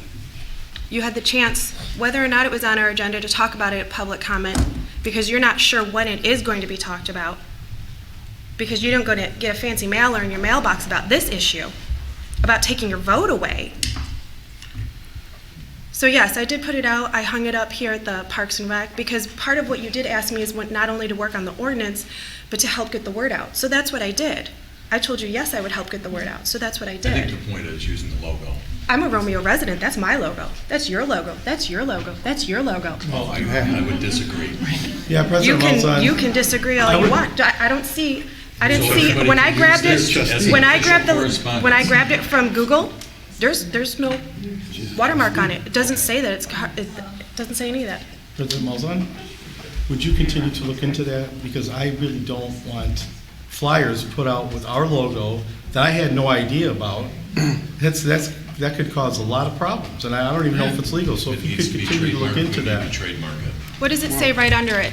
Attention Romeo residents. I put the Romeo logo on it to get the attention of Romeo residents. I don't like that. She's she's a trustee. Any group that wants to put the Romeo It's kind of like logo- Parks and Rec, Free to do where some people have put together information about Parks and Rec and put out the Parks and Rec logo on it. Try that with Like I Ford could put the Motor Company. Kiwanis Try that logo with on there, GM. the Try that Lions with any logo. brand. It's They just sue you so it's just fast. it's not good. Huh? That's trademark. She's a trustee. I was glad for it. I'm a new resident. I wouldn't have known about this. You're welcome. Thank you. Nobody knew where it came from. I can't hear you, ma'am. Right. It can say from Megan, trustee. Right. Your logo. Right. Like your trustee talks. Yes. As an item.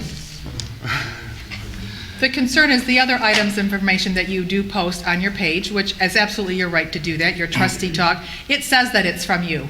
I had no idea who created this or who posted this, so I really didn't know. And that was just concerning to me, that people would assume that it came from my office when it didn't. Not that I have any objection to them hearing about it, knowing about it. That's why I voted, and you didn't, to have a public hearing last month so that they could come to talk about it. So. You asked me at the last meeting to help get the word out, so I did. Well, at least now you know. And work on the ordinance, yes. At least now you know who created it. Yes. Yeah. So And I would it's very say, concerning. I don't know if we have to, what we have to do, but I would at least at this point agree that we can't put the logo of the village as it's being misrepresented, that it's from the village rather than an individual. That we should at least be able to resolve that. I'm confused. Sounds like we might need a Is the work policy. that I She do is on a my trustee. social media page, is that work done as a trustee, or is it not work done as a trustee? It's just Because a if it's logo. not work, because if it's not done under the guise of trustee, then you can't FOIA it. But if it is done under the guise of a trustee and the Village of Romeo, then I should be able to use our logo. All right, we had a motion and we had support to table. All in favor? Aye. Aye. Any opposed? All right, so we're going to table the appointed positions for one more month. So everybody here, you wish to come back, we're again, happy to get your input. If you want to have a conversation with me, trust any of the trustees, I'm sure everybody's happy to meet with you to go over this, because we have seen it and heard from it from both sides. So thank you for your patience. Okay, moving on to new business. Proclamation, item 10A, a proclamation policy. This was something that was addressed at the Michigan Association of Mayors Conference that I held. You know, I get a lot of requests to make proclamations or congratulatory certificates, and they don't always apply to Romeo. What happens out of the village in the municipality level. Sometimes they're more personal, which I'm happy to, issue a certificate of, 100th birthday to anybody who makes that milestone. That's not the issue. But in order, to really make it a non-executive decision, right, I wanted this board to have a policy in place that says, let's see, let me just read this background. Village Council received requests for proclamations to honor and celebrate milestones or achievements of Romeo residents and businesses, and also to raise awareness of certain events or causes that are being held locally within the village boundaries and specifically apply to local interests of the village. This policy will be used to define both the policy and procedure for approval or denial for the request. I like the first part of this, Christine. It's where we get into the also raising awareness of causes and events. I don't know if that's something the municipality needs to take on. Right, that's why and it's applying limiting to local those. interest. Who determines whose interest that's in? Right. So I mean, I'm all for the beginning part, Mhm. but after that, I don't think we need to be spending time or resources to promote other stuff going on. That would, maybe Right. DDA could be promoting events and stuff downtown, but not so much the municipality itself. Right, so we need a policy of which lets that denial occur, and which is how this is drafted.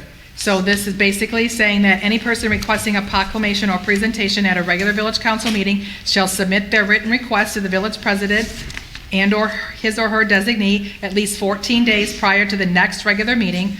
Proclamations must be approved by village council at a regular meeting prior to the reading thereof. If a presentation is requested or approved, the proclamation will be included under the agenda business item. So this gives this board the authority to approve or deny any request. I'd like to make the motion that we adopt the proclamation policy as presented here.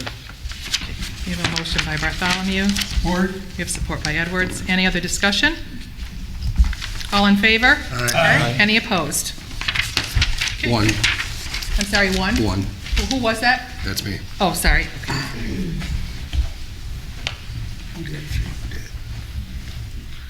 Okay, moving on, Romeo Tree Board update. David Miller, thank you for your patience. Who knew it'd be 8:45 and we'd just be getting to this agenda item, but. I can keep it short. So for some reason, I had a thought you had this big screen behind you with PowerPoint, and I'd show a PowerPoint presentation, but I'll just do hand waving instead and just point to the different quadrants where trees are and are going and all the rest. So David Miller, I'm here on behalf of the rest of the tree board, Chris McLeod, Donna Fullen, Ruth Heidelbright, and Leo Hudson. And of course, we have a couple of you that come to the board meeting pretty much every month, so appreciate it, support there. So the purpose of this will give an update of 2021 efforts and then the plan for 2022. Like I said, I'll do some hand waving. The slides were in your packet, so if you got a chance to look at those, then that's basically what I'll brief to. So review of 2021. Five areas that we were able to attain is one is Tree City USA, which we'll talk about, and the spongy moth issue that we talked about towards the end of last year, I guess, mid last year. That we were able to suppress that. The Arbor Day celebration, we got a Facebook page set up, and then donations of 7 trees last year. So it was a good year, and we got going in spite of COVID that happened and the lockdown and everything. We were able to do all these events, and a big part of the success was with, what's that? We had to change the moth name. We changed the moth name, yes. Well, it's been changed. Yes. So if you heard gypsy moth before, now it's spongy moth. Right. We can give you the legal Latin name, or the Latin name if you care, but I'm not going to try to say it right now. But a big portion of the success was, of course, with your support as a council, putting especially that spongy moth issue to rest for the year. And then donations by private citizens and local companies as well allowed us to put 7 trees in. So quickly, the Tree City USA, I really didn't know much about it up until maybe a few years ago, but to give you a perspective of what it is, there's several requirements. One is $2 per capita budget that you put aside for trees, which ends up being about $7,500 a year, given our current population. Have a tree board established, which we have, an Arbor Day proclamation, which the president has made that last year and making this year, a tree ordinance, which we have, and an application process, which we put in last year, and it was accepted. There's about 10,000 cities, villages, and so forth in the U.S., and there's about 3,000, about a third of them are Tree City USAs. So this recognition is not really about getting the recognition, it's really about showing that we're doing the right things to current residents and future residents to keep trees healthy, and that's what's important. And it really provides us a framework to build from, so we're just not, we're doing trees and we're doing everything, willy-nilly. We actually have a framework that's proven and that we're following to do that. So just quickly talking about the spongy moth issue, we got a call from the Michigan State University Extension Office. I see the shirt on there. And stating that there is a problem in 2021 with the spongy moth. You all approved for the spray of the village, and it was a success. The goal was less than 40% defoliation, and they were assessed after the spray, they were assessed about 10 to 15% of defoliation. So very, very good success on that. So thank you for that. But remember, it can't be eradicated. It is an invasive species that came in from the outside, and we just need to keep an eye on it. So we'll definitely keep reporting out and doing the PSAs through our website and our Facebook page. And speaking of the Facebook page, it's out there, the Village of Romeo Tree Board, a lot of traffic. Thanks to Ruth for putting that together on her free time, air quotes. And I think she's here. And then this is where I start pointing around for 2021. So I already heard it talked about tonight in quadrants, the village cut up in quadrants, so we'll talk in those terms. So last year we had 4 trees donated for Arbor Day, 2 from the Tri-County Bank downtown, Romeo, and one from the Anna Reese, and one from the Bourgeois family as dedication or donated for commemorative trees. We tried to put them downtown. We had problems with the road commission, so we ended up down here over at the cemetery and planted 4 there for Arbor Day up along the street. And really, you know, the point of it is not putting them deep in the cemetery, but up towards the road is that, you know, to get that tree canopy as we drive into the village. And I've only been here 15 years, and a lot of people have been here a lot longer, and they talk about how the arching tree canopies going into the village used to be so much more lush. And so trying to get back to that, trying to get back to a point where we can replace some of those trees that are lost. And then in May, so it was April 2021, May in 2021, we have 3 more trees, 2 dedicated anonymously and put in the admin building of the Romeo School right there on Main Street, and the one across the street as well, donated. So moving into 2022, you know, we're going for Tree City USA again, gives us the framework of what to do, how to do it, and keeps us on schedule, on course. Grabbing your calendar, be sure to write April 29th, 2022. We'll have our 2nd annual Arbor Day celebration. We'll start, the plan right now, it's, you know, in the works. The plan right now is to meet at the Amanda Moore School at 3 o'clock with a bunch of seedlings, bring the kids out, plant a tree in their property, donated tree. And as the kids go back in, each kid gets a seedling so they can take back home and they can plant.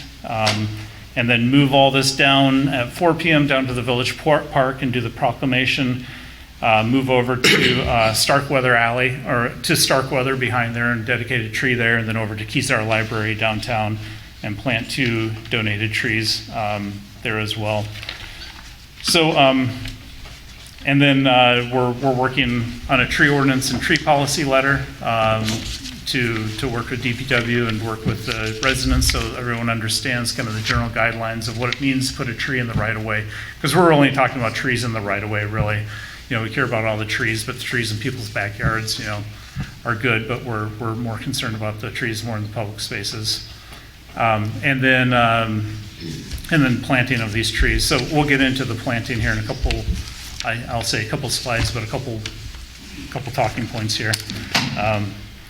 But generally, I think what we want to do and the real foot stomper for 2022 is start moving forward and asking the board if we can start conceptualizing a policy around no net loss of village tree canopy. In other words, a tree comes out, let's figure out how to get under the tree back in. And how to practically do that in an administrative way is not as easy as just saying it, because sometimes the tree dies, it's diseased, and then, you know, it's like, what's the plan to get it back in? And that's where we want to work as the volunteer tree board to make sure that happens. So going back to the arm waving, so on Arbor Day, we'll put in 2 trees on the Kezar side, Kezar Library, and one over here on the northeast quadrant at the Starkweather Alley, and then one on Tilson. Bob Hart in front of his house, he's paying for that, and then the Arbor Day event at Amanda Moore, somewhere along the street area. We got to talk to the school and figure out what makes most sense given what they have already. So those are the trees that go in then. And in your board packet, you'll see the last slide, which is really the important part. You know, when a tree is donated and someone wants it in a specific place, like Starkweather, or at the library, or at the school, or somewhere like that, we can't really say, hey, but you can't put it there. You know, we need to put it somewhere else. You know, it's like, well, you know, they kind of have a say because they're paying for it. So what we'd like to do really is look at when the village puts money into trees, we figure out how to ensure equity of planting, that every quadrant has kind of equal amount of trees. Again, you know, most of the trees were planted in this quadrant that we stand in now, and that was only because we were trying to put them over there and they got moved over here at the last minute due to the road right-of-way, or the road commission issue. And so if you look on the northeast quadrant, 2021 we put in 5 trees, donated trees. 2022 we'll put in 3 donated trees, and so that leaves basically this northwest quadrant with 2 trees we'd like to put in this year with village money to kind of put it at 10, and say 10 is like our where we want to have the number of trees between 2021 and 2022. If you go to the southwest quadrant, 2021, we had no donated trees. 22, we'll have 1 donated tree on Tilson Street. So we would like to put 9 trees with village money in that quadrant, and that will get us at 10. So again, just getting everything to that number of 10, just so we have a little equity across quadrants. Northeast, 2 donated, and 2021 and 22, 1 donated, so 7. And then southeast, haven't had anything in the southeast quadrant yet. We would have had 4, but we weren't able to due to the road commission. So we would like to get 10 for that quadrant. So that comes up to a number of 28 trees, which is roughly, and I'm not asking for a budget, and not requesting budget right now, just kind of giving you general numbers for 2022. With that logic, it'd be 28 trees of planting, buying, planting, caring for, and making sure they live for the year, 2 years. That's approximately $10,000. So, which is a little more than what the requirement is, Estate Tree City USA, which is $7,500. So wanted to just give you that logic. So, it made sense instead of just saying we want a budget and we don't know what we're doing with it quite yet. Let's try to balance it out between the donations and think logically of how we keep trees throughout the whole village kind of equal. So that's all I have. Wanted to just let you know where we're heading. We have a good group of volunteers that are really pushing to get trees in the ground, and that's really our only purpose in life is keep trees alive, educate the public on how to keep their trees alive, and put new trees in as they die, of course. So, and I'll stop there for questions. And a bigger thing that you're working on is the updated ordinance that's needed to be done. So there's a lot of work going on. I'm seeing what you guys are doing and volunteering, and it was much needed and appreciated. Yeah, thank you, Bob. Dave, what was the issue with you said the road commission in the southeast? So, we were about to plant, and then we found out that they have a rule where you can't plant a tree from the curb 15 foot in from the 2 county roads. Oh, so from Van okay. Yeah, so it's one of those, if you ask and then you find out the thing you don't want to hear, right? Which we don't want to, violate the law, of course, and put in a tree where they don't want it. But there's a lot of trees that are there, kind of grandfathered in. But if you measure 15 foot from the curb, in front of Tri-County Bank there where there's quite wide, it's 16 feet to the sidewalk, basically 16 or 17 feet. So you're right on top of the sidewalk, which isn't, beneficial to the village to put trees around the sidewalk. So the best we've got out of them so far, just going back and forth on the phone, kind of just talking, was if you put a tree in that's a breakaway tree, in other words, if a car hits it, it'll snap and it won't stop the car, they would be okay with that. So that leaves you with pretty small trees. So we're still trying to work that out and figure out how to move forward with that, because we really feel strongly we need to get trees on those corridors coming into town and make it look You could put more them in as green. breakaway and then they'd get grandfathered. Right. So it's all a liability issue, really. And there are ways around it by doing, the resident getting a separate insurance policy, and I don't have all the details right here, and then they can request it and put it in, but still has to be 15 feet back, so it doesn't really solve it necessarily. So we have some work to do there. Definitely have some work, and we'll be chipping away at it. Thank you. Yep. Hey, Dave, $10,000 budget. We'll vote on a new budget that won't go into effect until July 1st. Right. Do you have money in your budget now? I don't know where your budget was, but to kind of maybe get things started earlier than that, or? So no, pretty much the spongy moth, as we like to call it now. Yeah, kind of ate your budget. No Took it. pun intended, the moths ate the budget, right? Yeah. So, $27,000 is what it cost us. So to in the spray that. meantime, we have quite a few donations coming in at the moment, which we'll plant in the spring. And you really only want to plant your trees in the spring and in the fall, not in the summer. So it's okay for the time being that we can put the ones in for the donations and then worry about the fall when the budget kicks in. So we should be fine. And if then- residents, I'm sorry, if go ahead. residents hear your need right now and they would like to make a donation, where would they go to let this be known? So As of now, between the Facebook page is gonna, we have, and the village, going into the village and talking to the village staff is a good place. So And contact they'll the gi- they'll office give- or they'll message give- the page. Yeah, they'll give an email to us and we can follow up with it. Really, the process right now is just the money goes to the village and then it's paid out of there to get the tree and all that, so, and to get it planted. So right now, we're using KLM to put the trees in, Okay. to buy and put the trees in. Yeah, because so. I mean, you know our people, and when we say there's a Yeah. need, people Yeah. step up. So Right. I want them to know where to go. Yeah. Where to go. The Romeo And- Tree Board Facebook page has a fillable contact form. I'm not sure, Ruth, is that up? Yeah, you can get, all Okay. you have to do is communicate to the inbox on our Yep. website, or I'm sorry, on our Facebook page, and we'll contact you to fill out the form. So it's well needed. There's a lot of people that would love to plant a tree around here, and we could use the help. Yeah, and we're putting plaques, metal plaques, we have to put them on the trees up at the graveyard now for memorial plaques, and we're gonna maintain those as well, just so as you walk through town. Think of the Catholic Church downtown here. If you walk through the property, you'll see little metal plaques of dedication plaques on the trees, kind of similar to that, just keep them all the same, nice and classy looking is the thought, so.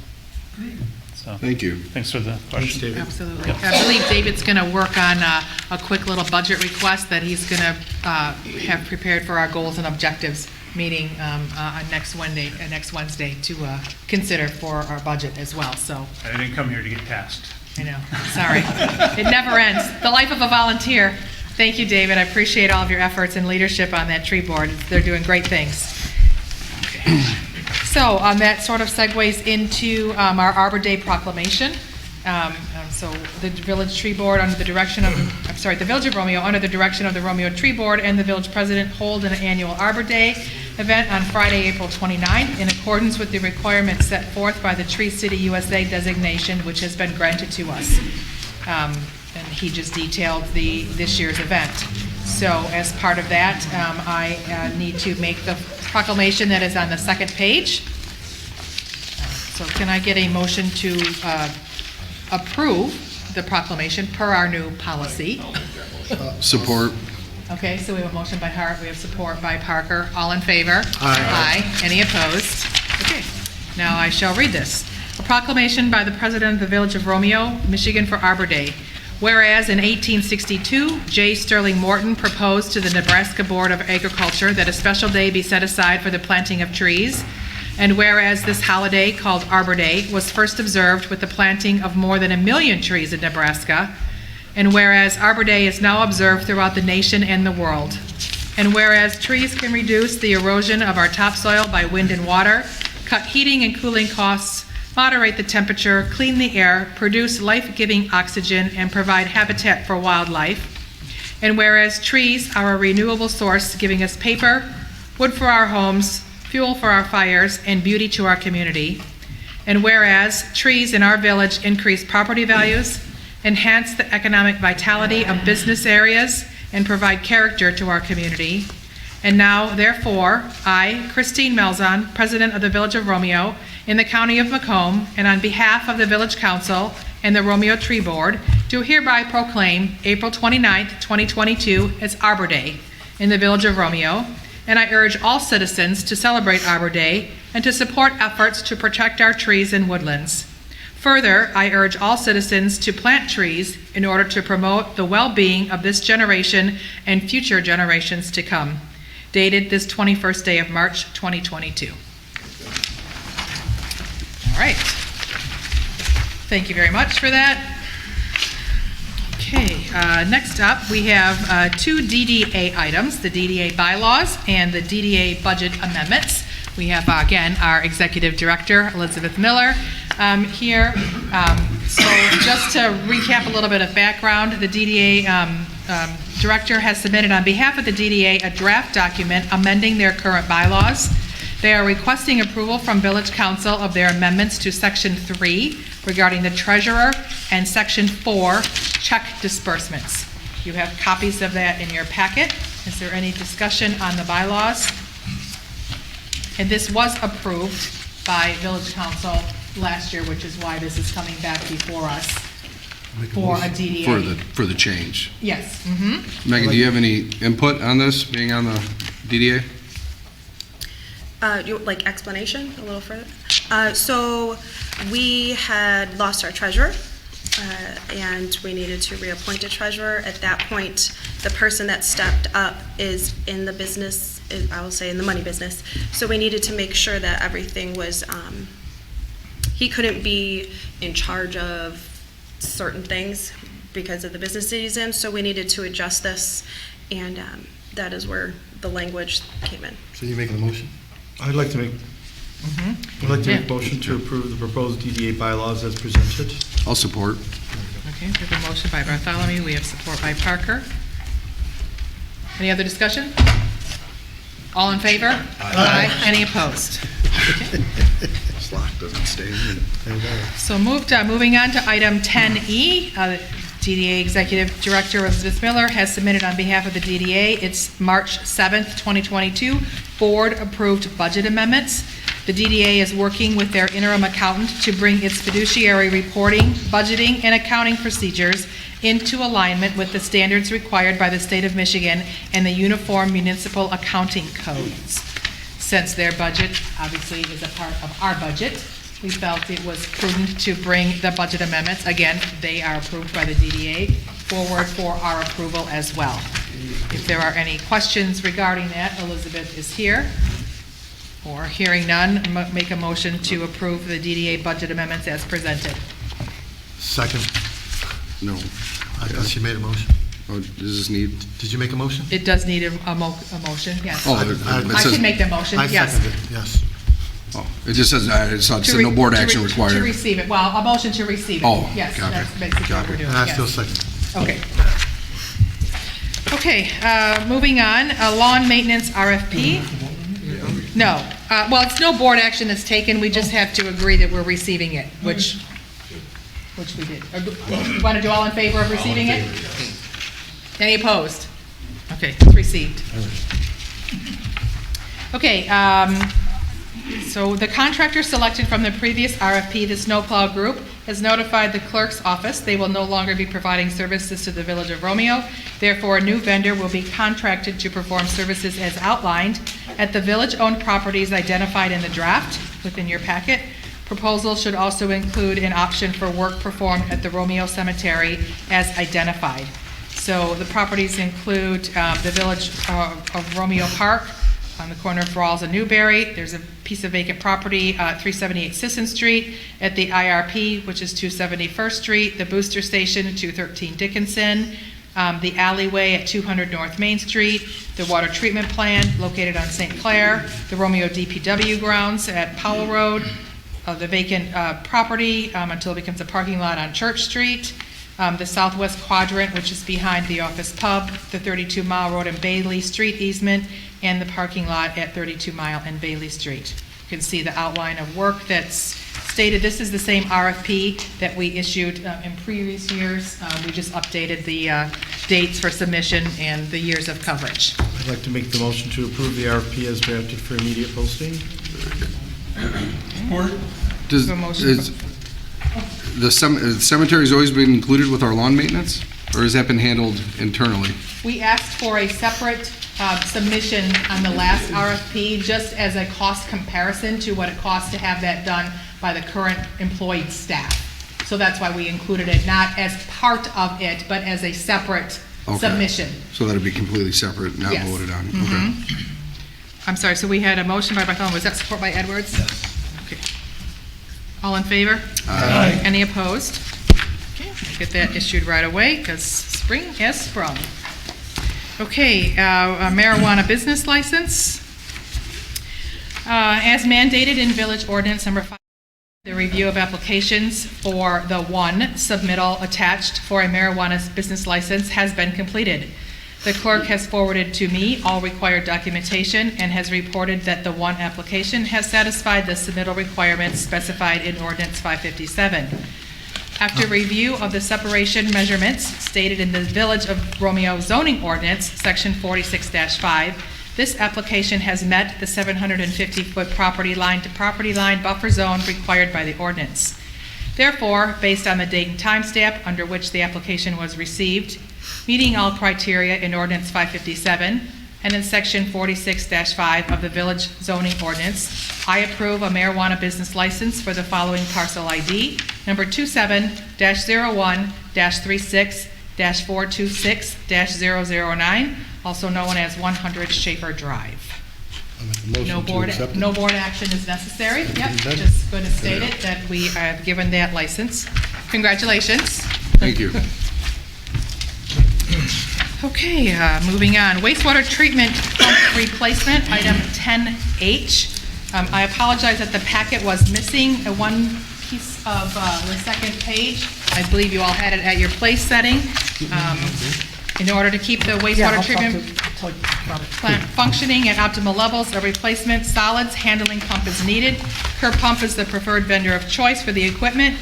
And I wrote the wrong amount based on the first price of $12,921, but with the installation that's on the second page, the total is actually $16,909.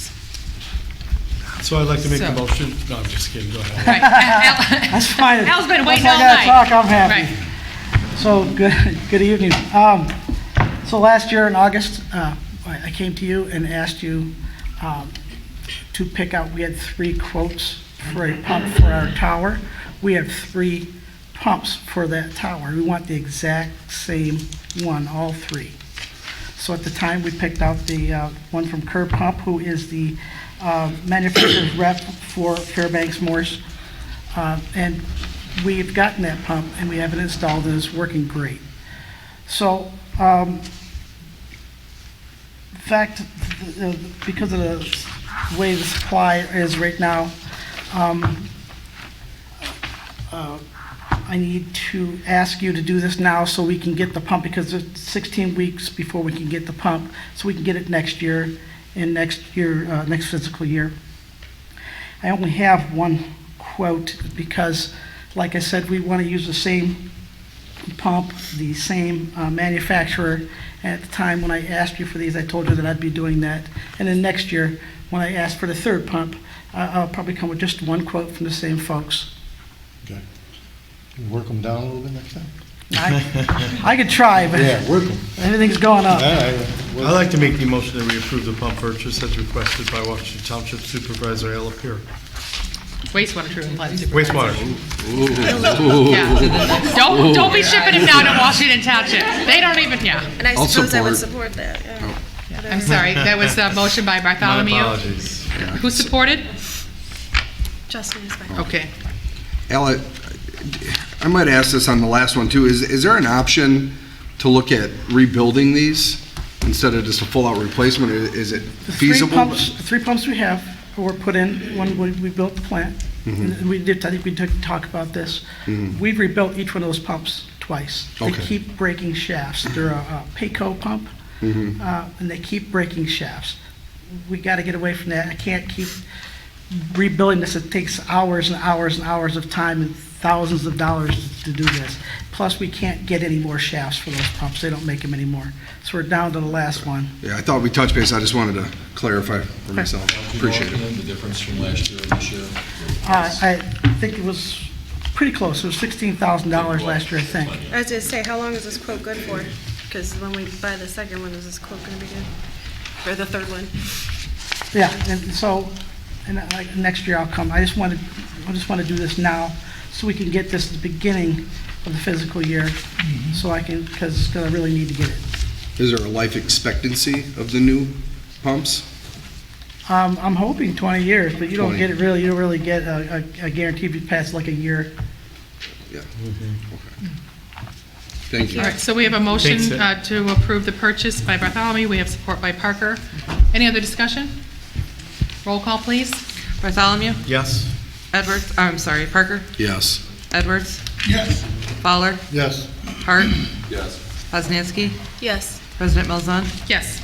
Motion carries 7-0. All right. Item 10I, Washington Romeo Water Service Line Agreement. Mr. Maher, who's in attendance tonight, who will probably speak and answer any questions, Director of St. Clements Finance, has requested that the St. Clement property be allowed to receive its water service from Washington Township. According to Mr. Maher, the boiler system and other equipment currently in place at the location is not operating efficiently due to the water quality. Easements have been obtained by St. Clements and Romeo Village Properties, as well as the St. Clements Church and Romeo Land Company, easements between those two entities, which you have attached in your paper, in your documents. So just briefly, we started talking about this issue a long time ago, in May of 21, when Mr. Maher first approached me. And we met several times, with Tim, DPW. We met with Rich Amarino. We went down to Washington Township a couple times and had a think tank of, is this possible? Can we do this? What does this look like? And ultimately, a draft agreement was put in place, which you see, it's old, references, May of 2021. We have some concerns regarding our current structure with one water meter that meters both water and sewer. How does that function if they're getting water from another water source and still maintaining sewer service on the village's infrastructure? So that was a concern. And we sort of looked at what does that look like, and I conveyed to Mr. Maher, and he's fully aware of the situation, at least I hope he is, that he understands that it's one metered system, so he will still be paying for water and sewer based on the flows that are metered from that. Much like some of the community, the condos came to us and said, hey, we're just using water for our sprinkler system. Why are we being billed for sewer when we're not actually using sewer because it's going as groundwater, right? It's just part of the way that our infrastructure and our billing system has been set up. So I made that clear, and he said he understood that and wanted to move this forward. So we'll have two water inputs? They'll have one water source that will service the property, and then the output to the current sewer hookup that they already have. But they would get a bill from the village.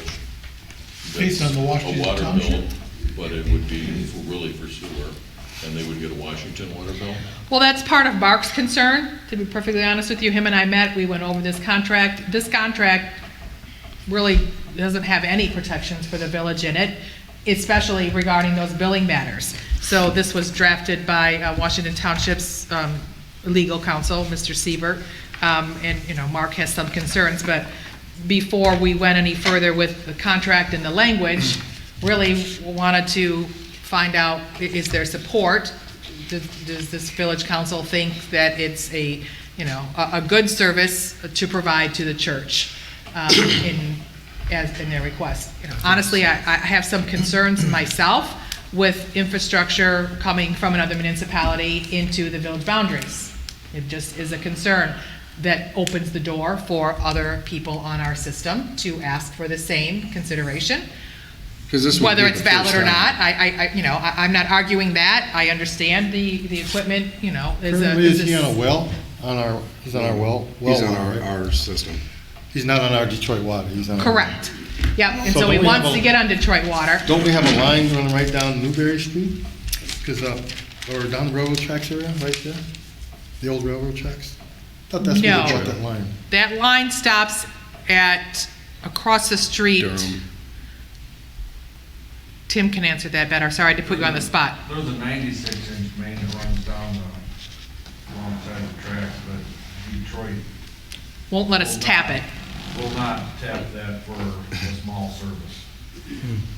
For- It's a very extensive and expensive job to tap that main.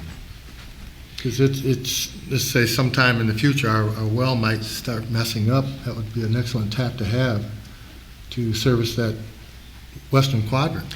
Well, that's why when we looked at the interconnect valve that we're working with putting in Washington Township out by the Ford plant. Which is across Originally, 33. I was trying to convey them to go underneath the bypass and bring that up 31 miles so that it would be coming up from the south instead of across the freeway, so that we would have that as an option. It's problematic if we were to switch water sources for all the residences Well, I understand now that. anyway, because what we don't want is a Flint situation. I mean, our wells, our service lines, they're all used to our Romeo water, So right? Detroit won't let us tap into that, even No. though it's sitting right there. Correct.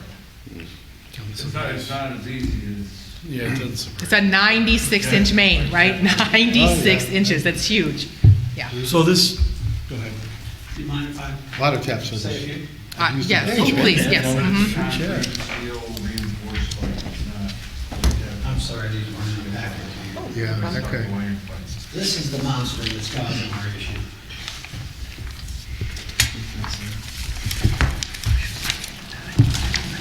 First off, it's way past my bedtime, so Apologize I'll for be as that. quick as possible. We did approach Christine approximately a year and a half ago. We've made a lot of capital expenditures on our facility. I think, I think everyone here knows that we're good citizens, and we've been very diligent in trying to keep our property maintained as well as possible.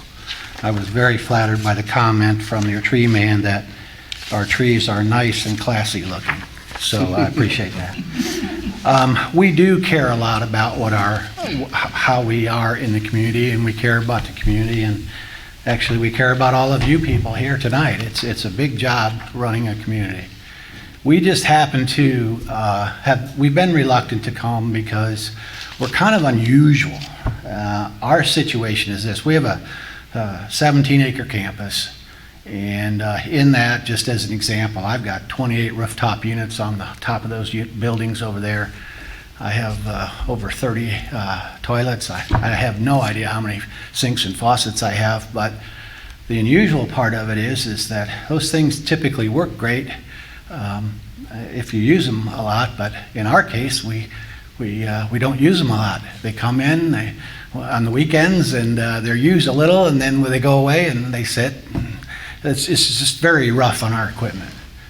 And we've been reluctant to say anything or do anything until last year we had one of those monster boilers, big old things you see in the scary movies, and it was cast iron, and we got an estimate to look at that because we didn't have any redundancy or backup to it. And we actually found out that to replace it was going to take a 3-month period. So we got very nervous because that would obviously put us out of business had that happened in the winter. So we took on the process of trying to find the latest and greatest technology, being prudent with our dollars as well. And we found these boilers, which unfortunately they're computer controlled and they're very sensitive. And at this point, they've been kicking out on us a lot and tripping alarms, and it's been an issue. So we sought the relief to try and get to the Detroit water, and we realized that we are not on the township border. We're not poised for annexation. We have no tax base. We're nonprofits, so that's another unusual event for us. But we did see a path. It's a 900-foot stretch that we can directional bore. And I had our engineers come in and calculate our gallons per minute uses and so forth. And in reality, what we're asking to do is to stretch a small 3-inch private line that we'll own, we'll pay for, we'll cover the cost of it, we'll maintain it across a couple people's property onto our property and tie into the Detroit water. The issue that Christine, and I don't want to take too much time, but I've been in the land development business my entire career. I've built 38 subdivisions, about 6,500 home sites, so I'm very familiar with what I'm talking about. But I will also say that in my career, I've been in front of a lot of township and dealt with a lot of people. And I just want to tell you, your village president has been handling us intelligently, professionally, politely, helpfully, and solution-oriented. And when we came to her, it wasn't something she wanted to do because it does open up somewhat of a can of worms, although, again, I take the position that we are totally different than anybody else. We are a nonprofit. So in doing this, Christine has fought for the village's position, and that, Ford Motor Company, she had suggested, was a possible loss of water revenue and so forth. And so what we worked out was that Washington Township has agreed to just bill us for water. And then they will turn that volume over to your offices, and then we will continue to pay our water and sewer bill based on those gallons of use. So in reality, yes, we would end up paying 2 water bills, but not 2 sewer bills. And we have ran the numbers and crunched it, and it makes sense for us. So again, that's why we're asking. We need your help. And we tried to help the community. You all know we do. I just wanted to also make mention too, this is our 100th year in the village of Romeo that we've held the Catholic Mass each week. So we're very proud of that. And as far as helping the community, there's nothing that needs more humanitarian needs than what's going on the other side of the world right now. But as an example, we, with our partnership with Forgotten Harvest, we've passed out over $2 million worth of food from our parking lot last year. So we're here to help. We're here to help the community. We've been here for 100 years, and we want to be here for another 100 years. We're trying to be good citizens, and we just hope that you can help us with this issue and allow us this permission for us to enter into an agreement. Thank you very much. Does anybody have any questions for Mr. Maher? I got a question, Mr. Clark. Okay. You mentioned earlier he has some concerns. I'd like to hear the concerns. I do. One of them, Mrs. Malzahn has already touched on in the draft agreement, and it is an older agreement or proposal. I, on behalf of the village, have not responded to it. The Washington Township attorney prepared this based on some meetings that we had. Mrs. Malzahn's made reference to those. And so in fairness, this is unvarnished, the proposed agreement, but there is absolutely nothing in the agreement that benefits the village. And so if the structure is going to be that I probably shouldn't use this term, but I'm going to, it's late. If there's going to be this double billing, I think it should be baked into the agreement. There should be perhaps some other things that protect the village. My concern, in addition to that, is if you look at the location of the church, and if you look at the location of the church, you've got a high water user across the street in the car wash. There are some apartments that are at the very south end of the village, just across the driveway into Wellbridge, south of the church. And maybe even Wellbridge. I don't know what their volumes are in terms of their use.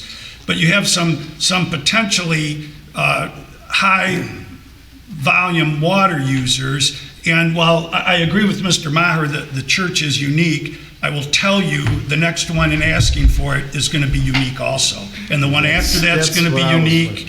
And so everybody's going to have a reason why you should do this. Now, that doesn't mean you shouldn't do it, but you need to, I'm sorry, I shouldn't have said it that way. My advice is, my recommendation is to think about not only this specific issue, but the implication and the broader potential application of what you do. And you also have, to Mr. Meyer's point about the uniqueness, usually it's somebody outside the village saying, give us water, give us sewer. Now you have somebody in the village saying, we don't want your water, we want somebody else's water, and we want somebody else to deliver the water. I've been in the village for 44 years and I've never had that happen before. So I'll give you the uniqueness on that. My concern, as I mentioned more specifically, is there's nothing in the agreement that I think protects the village. I don't think that was intentional. I don't think there's legerdemain going on here where here do this and then we're going to do something else. I think it's just at the rough stages in terms of the agreement. Certainly the proposal's not rough. It's Mr. Maher's been very specific about it. But I am concerned about that. And then generally speaking, which is your job, I'm concerned about the next one in line, because there will be other askers. And it's going to be hard for you to say no, but again, that's your job. So those are my concerns. One thought I have from this, is we've had it come before us where we have users that use the water, but they aren't using, they're watering lawns, and they want to have a different rate with that. This is the reverse, where you have someone that is still going to use the sewer. And if we could tackle that being different than the other, where they're just using the water, and they're paying the full water rate, even if the apartments wanted to have that and they were willing to still pay the full water rate to the village to cover the sewer, we just wouldn't be giving them the water. I don't know long-term, how many people are going to be doing that, but if we're charging the full rate for water and sewer, and then they're getting their water from someplace else, I don't know, that would probably stave off some people from wanting to do that. That was my concern as well, initially, right? How does that work? And honestly, why would they want to pay twice for the water? But when I posed that question, I hope would have been a deterrent, but clearly it didn't deter them at all from moving this forward, because the need is there. And so, and I don't think that need is going to be available to a lot of businesses. It's just not. It's just too much. But as far as protecting the municipality, we even said, this is a temporary situation. If at some point in time, when you go through your water system and start to convert over, we'll come right, we're done with it. We don't really want to do this, but we would do it. And whatever protections you need, Mr. Clark, we're definitely supportive of that. We don't want to have it. As far as billing goes, that should be absolutely, I thought it was in the agreement, to be honest with you, so. So I have a question. So currently, you're treating your own water as best you can with softeners, et cetera, Yes. like everybody else has to do. I mean, you guys are great for the community and all the things you've done. I'm not going to deny that. I appreciate that. But I do have a slight concern of the car wash across the street saying, well, we're sick of dealing with this softener stuff, buying salt, blah, blah, blah. Did it for them, we want the same thing. But to Bob's point, if the ordinance and the precedence is set that they're paying for the water, whether they're using the water or not, based on the flows, then the village isn't losing any revenue. So nobody's going to want This is a jump on zero board to that. revenue loss for the village. Okay, Zero. Yes. Okay, I understand that. Administratively, it's difficult. I'm not sure what the billing end looks like. Obviously, the contract needs some language updates to address that and to figure out the process of how does Washington Township submit whatever their metered flow is to us, and how does that all work? I think the lawyers can hash all those fine details out. I was just concerned with the amount of time that has gone by, and Mr. Maher's insistence that we really sort of address that it was time for this board to sort of understand the situation and either, agree that we would move in that direction, because they're putting a lot of money out in the engineering drawings and obtaining the easements, as well as, maintaining the equipment. And that based on is our currently where we are at. In order to make sure this was even feasible and to not waste your time, we have gone forward and have the engineering design done. And we've also secured, bought, and paid for the easements to go across those properties. Again, we're going 6 feet under the earth and we're boring, so it's not a surface situation, but that is where we are at this point. And Christine is right, we have spent a lot of money to move it to this point. And we're really ready to green light this if we can get your permission. Well, then I would like to authorize President Malzahn to execute the agreement between Romeo, and this time I can say Washington Township and St. Clement Church. We're going to amend it. We're going to amend it. Yeah. It's going to come back before us, right? Right. Right. So negotiate it. I don't mean to step on this. No, you're fine. Yeah, I figured it was going to have to come back anyway, so. Because you got billing cycles to work out that should be in here. Oh, yeah. Because I don't know, are we gonna just get a flow, numbers once a year? Are we gonna get them 3-4 times a year, like what we need? Washington does it monthly. So what were you Those reading? kind of You were things just reading need to the be worked out. the There's a lot of recommendation? little Pretty much, details. And So maybe your motion should be to direct Christine and Mark to do some. Yeah, I'll make a motion Contract. for President Malzahn and Massaging. Mr. Clark to look into this further and come up with an agreement. I'll support. Okay, to amend the agreement. Does that mean if we come up with agreement where we can go forward? Then we'd have to vote on it. We still have to It vote. would we come gotta before look us at it. again, but we're. At least we're started. At least we've gotten started. To work it out. Pace of Yeah, 'cause government, I'm sorry. Right? It's okay. Yeah. But we're one step closer. I don't It sounds like- No, I appreciate To that. getting We it just, signed, we're, yes. we're looking at the weather and we're watching what's going on. Yes. Get a motion on the support. Yes, so we had a motion by Bartholomew, and we had, who supported? I did. Hart. Any other discussion? Yeah, I mean, I guess I would still question if other businesses or would look at doing this, because I know the car wash, they use a lot of water, but they also have a pretty intense filtration system that if they can lessen that cost, and then they jump too, and then does that just create a snowball effect where other businesses, homeowners with boilers and similar issues start saying, hey, you're letting these people, and then we're at a point where we lose Well, this. one, they have to be able to access the infrastructure, right? They're not gonna run a water line from that property line up to, Dickinson Street. I don't It's think just not, this- it's not feasible. If I may just interject, this is costing us a serious amount of money to I do. can respect that. And I think any business that runs on a daily basis will not be able to handle the cost of doubling up the bill. It would make sense. We to most. can because of our uniqueness, and I don't mean to keep using that word, but it does work for us, and it does work for us to make the capital expenditure to do it. Is it something I think people are going to be rushing to your door to do? I don't think so, because I've looked at this very hard. I have two of our board members here with me. We're on our finance committee. This is not a willy-nilly thing that we're talking to you about. It's a very, very costly thing. But for us and for prudence, it does work. Okay, so we had a motion by Bartholomew, we had support by Hart to authorize me to amend the agreement. Authorize you and Mr. Clark? Yes. Yes. All in favor? Aye. Any opposed? Okay. Just the last comment, we sincerely thank you for your consideration. It means a lot to us. We appreciate all of you. Thank you. Thank you. Thank you. Thank you for your patience. I'm sorry it's so late. I gotta go home and go to bed now. Okay. So do we. So do we. We got 20 minutes to conclude this meeting. A couple of agenda items left. Next up, we have item 10J, Plant Moran. This action item, again, is presented from Clerk Trapp, as it is her wheelhouse as Chief Financial Officer for the village.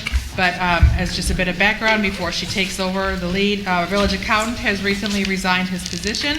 Plant Moran has a governmental accounting division, of which we would acquire an accountant to fill our staff vacancy, whether permanent or temporary, until a replacement can be found.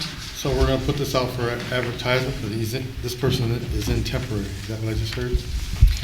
Correct. The village has a history of hiring temp agencies for such position. We were fortunate to have Tim as a permanent, but now that that seat is vacant, we do have this opportunity to utilize an employee from Plant Moran as the temporary, as has been done in the past. So you're still gonna put this thing out for We can. advertisement? Yeah, well, yeah, it is currently posted. Actually, it is posted for a permanent position.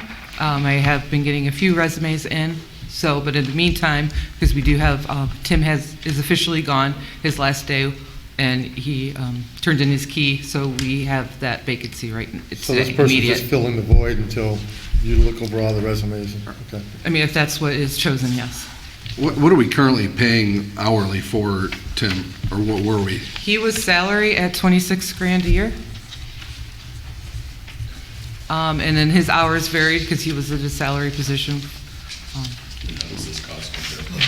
Pardon me? How does this cost compare? Is this going to be an increase for us, or? Well, it I think depends the- on how many hours. There's Yeah. there's a table that's included in here that, depending on which level of proficiency, right, the village would need, whether you have an accountant consultant at $140 an hour, senior accounting consultant at $160, a manager at $220, or a partner principal at $340. if you're gonna make a recommendation of what we need, is that gonna be an increase or? It should not be an increase. I mean, it's gonna come and go as far as like, the budget's coming up, that it's gonna take extra time. And then when we go into months where we don't have the additional projects, it's just gonna be the general ledger and bank reconciliations, which probably average about 2 hours a week. So some months could be more. Right. If they stay on and have to do audit work, right? Correct. Budget, depends on how many meetings we're gonna take to establish our current fiscal, or next fiscal year budget. Right, so at this point, we truly don't have a very good idea of how many hours it will take, but we know we have an immediate need because the budget is upon us and we need to get that, or Catherine needs to get that drafted. So we had a Zoom meeting with one of the principal partners, Yes. with the lead manager, and with a young lady named Danielle, who would be assigned to our account. She actually lives at 34 DeQuinder, so she's nice and close, although not a village resident, she is certainly close. I met her at the Capitol Conference as well, and I think she'll do just fine to at least keep us up to date and current until we, again, either find a replacement to hire somebody.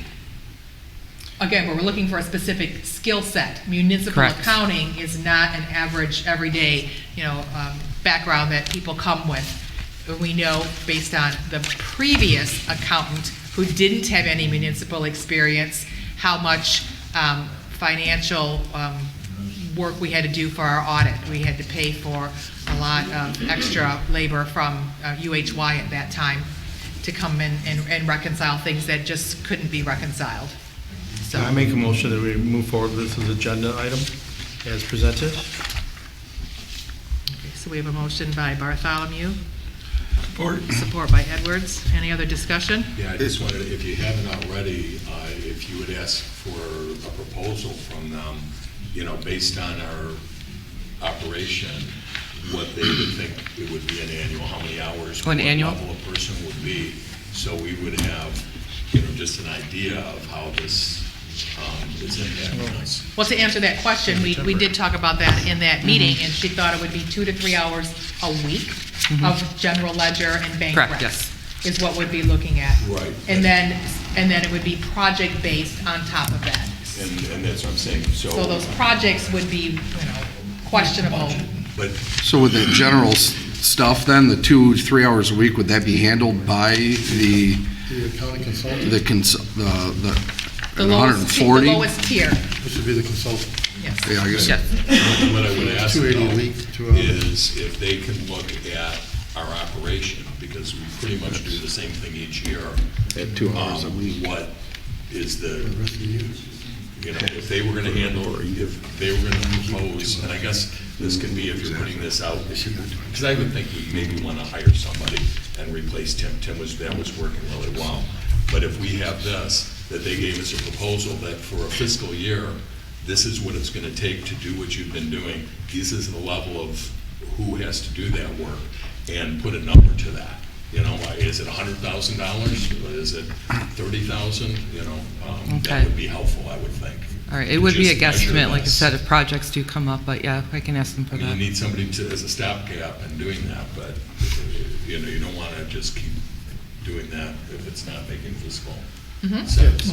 That's all. Yeah, in the future too, if you could start taking some accounting classes, bringing yourself up to date there, getting more on top of what's going on with the. so we don't Municipal have to hire accounting them. is a skill set, right? Well, not- it's hard to not find just municipal general accounting classes. She's taking But- all these classes and getting all these recommendations and everything, and just to brush up, keep up on top of things, and make yourself more valuable to the situation, as opposed to us hiring it out.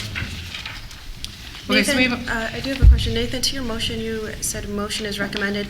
It doesn't say in here, It's temporary, so I'm wondering, do you want it to be that, or are you saying this to approve the proposed expenditure of hiring an accountant from Plant Moran to fulfill the vacancy of our existing village accountant? That seems pretty firm in replacing. I just want to know how you're stating it so I know how to vote. So it's basically authorizing me to do the engagement letter. The services are at will, right? Mhm. However There's no long official we need to contract. retain them. So for right now, we are hiring them to fill the vacancy, but they can be fired. This engagement letter doesn't cover any particular time frame. So we're not committing to a 1, 2, 3 multi-year contract. We're engaging them based on the rates that they've included in their proposal. I understand, Okay.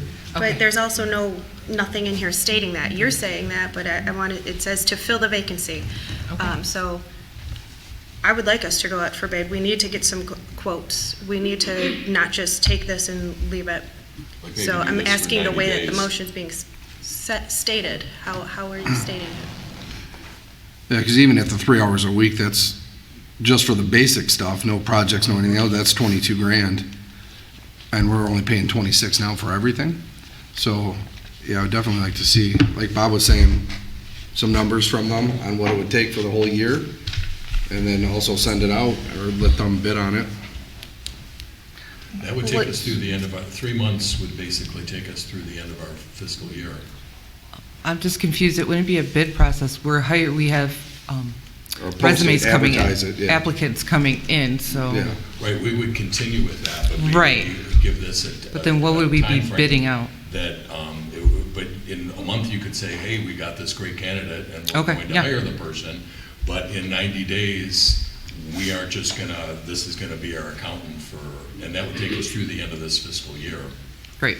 But I'm speaking, I don't mean to speak. No. So we have to redraft what we have here for me to make the motion to do what we have to do? You can amend your motion if you need to. You can hire them, but maybe put a time frame to it? We could do that. You know, If there's no- yeah, And we that's can fine. revisit, and if it's So working it's the out great, same we with, can extend. with 90 days. Okay, so you're amending your motion to say to hire Plant Moran for a 90-day period, interim Correct. period? Yep. Okay. Do you still support that? Or do you think- Yeah, I'm just concerned about 90 days because that doesn't take us to our budget. That cuts us short. So I'd almost be more willing to go 120 days. And that way we actually make sure, I don't want to say Well, that. But I thought you had so, Through the end of June would be our budget, because July 1st is yeah, our well, we're next not year. to the end of March yet, so. Right, well, 2 weeks. Tell Well, me. you're gonna hire them and then let them go 2 weeks before July 1st? I can change my motion to. No, I don't mean, maybe it goes to the end of our fiscal year. Just, there we go, end of Well, fiscal now, year. you're talking end of the fiscal year. That's- Right, But that that's adds June 2 30th. weeks to that, and it makes sense that they would carry us through to our fiscal year. And But I'd be willing to change it to 120 days as to what Matt said, to give us enough time. Approve 120 days for Plant Moran. Correct. Okay. You still support 120 days? Okay. Can you take a roll call on that? Is there any other discussion? Roll call? Bartholomew? Yes. Edwards? Yes. Poznanski? Yes. Parker? Yes. President Malzahn? Yes. Hart? yes. Fowler? Yes. Motion carries 7-0. Okay. We, I don't know if we need to make a motion to agree to meet past 10 o'clock. We've got 10 minutes left with one agenda item and in our closed session. So I guess we'll just monitor that closely. So the last agenda item on the regular new business, again, is issued on behalf of Clerk Trapp. In September, a bit of background, September of 2021, Trustee Poznanski and Trustee Parker were each given a FOIA request for 2 different topics, respectively. Both trustees were contacted just after the state of Michigan regulated timeline of compliance of when to expect completion of their request, and they both refused to comply. Catherine, as the FOIA coordinator, has requested this be an agenda item to get the proper action so that she can do the duties that are assigned to her. So I take. Okay. Prior to handing out these FOIA requests to the trustees, President Malzahn and I did meet with Mark Clark to discuss this. And then after the state of Michigan regulated timeline had expired, again, we met with Mark Clark, President Malzahn and I, to discuss what would action need to be taken, and he said that it would need to be taken to the board. I also reached out to another municipal attorney for a second opinion. She mirrored exactly what Attorney Mark Clark said that this would be need to be taken to the board for any further action for them not complying and willfully breaking state of Michigan laws. What are the two topics? One topic 'Cause was... you have nothing listed here. That Trustee Parker said that he had in his possession photographs of the village vehicle as submitted by residents. And Trustee Poznansky, on her political page in the capacity of a trustee, was soliciting emails to her personal email account to a particular agenda item in which I requested those emails. I have also since filed complaints with the State of Michigan Department of Attorney General for elected officials not complying with Michigan state laws in regards to the FOIA requirements. What was the car? So it's a bit of a sticky wicket, right? This is an Well, uncomfortable situation this that falls none of on- us want to not, point the fingers, but the rules are the rules, right? I don't make up the FOIA request rules. She's obligated as the FOIA coordinator to make sure that the rules are followed. Just as Trustee Poznansky, filed an OMA complaint, she's doing what she thinks is right in her viewpoint to make sure that we're all following the same rules. And the FOIA rules apply to all of us across the board. How come this thing is incomplete? I mean, I see you have as far as the fees, filing a public hearing, a public body, but the first part of this information you're giving us, it's not there. And shouldn't we be reading the whole thing or the top part doesn't tie in with the bottom. We can't even read the top part.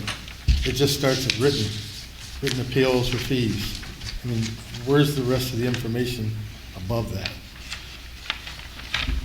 I did Are you not. talking about the state of Michigan FOIA laws? Right. I'm just thinking about, you should be reading the whole thing. If you're gonna accuse somebody, let them read the whole thing. Well, I don't know what's Right. going on here, but I'm only reading what you provide me. And you just now told me the two topics. I mean, this thing just says two different topics. We should have known what the topics were. It should have been in this information so I could at least make a judgment. I don't know that the topics matter. Well, it does. I mean, for photos for a Why car. would the topics matter? The can accuse complaint somebody is that without a even letting them FOIA know what's request going was on? submitted. She has an obligation as the FOIA coordinator to fulfill that, and her request has gone unanswered. So, Can we resolve this? I mean, Justin, do you have the pictures? Do you have the pictures? That's ridiculous. I Well, they've been guess answered already. when we're gonna go back to when you said I was wasting time, and we're gonna determine that if that's a public or private image, right? And I've responded.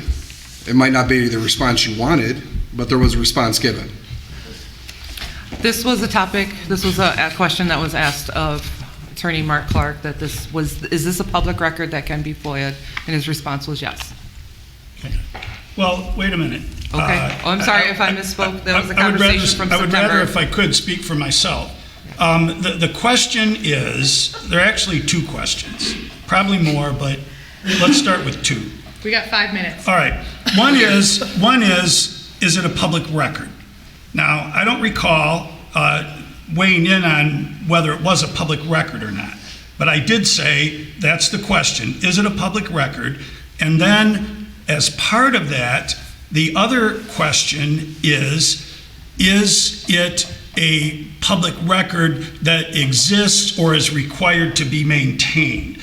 So by way of example, you could, anybody, I don't mean you, Ms. Trapp, I mean anybody could FOIA me to see how much I pay for the Detroit Free Press.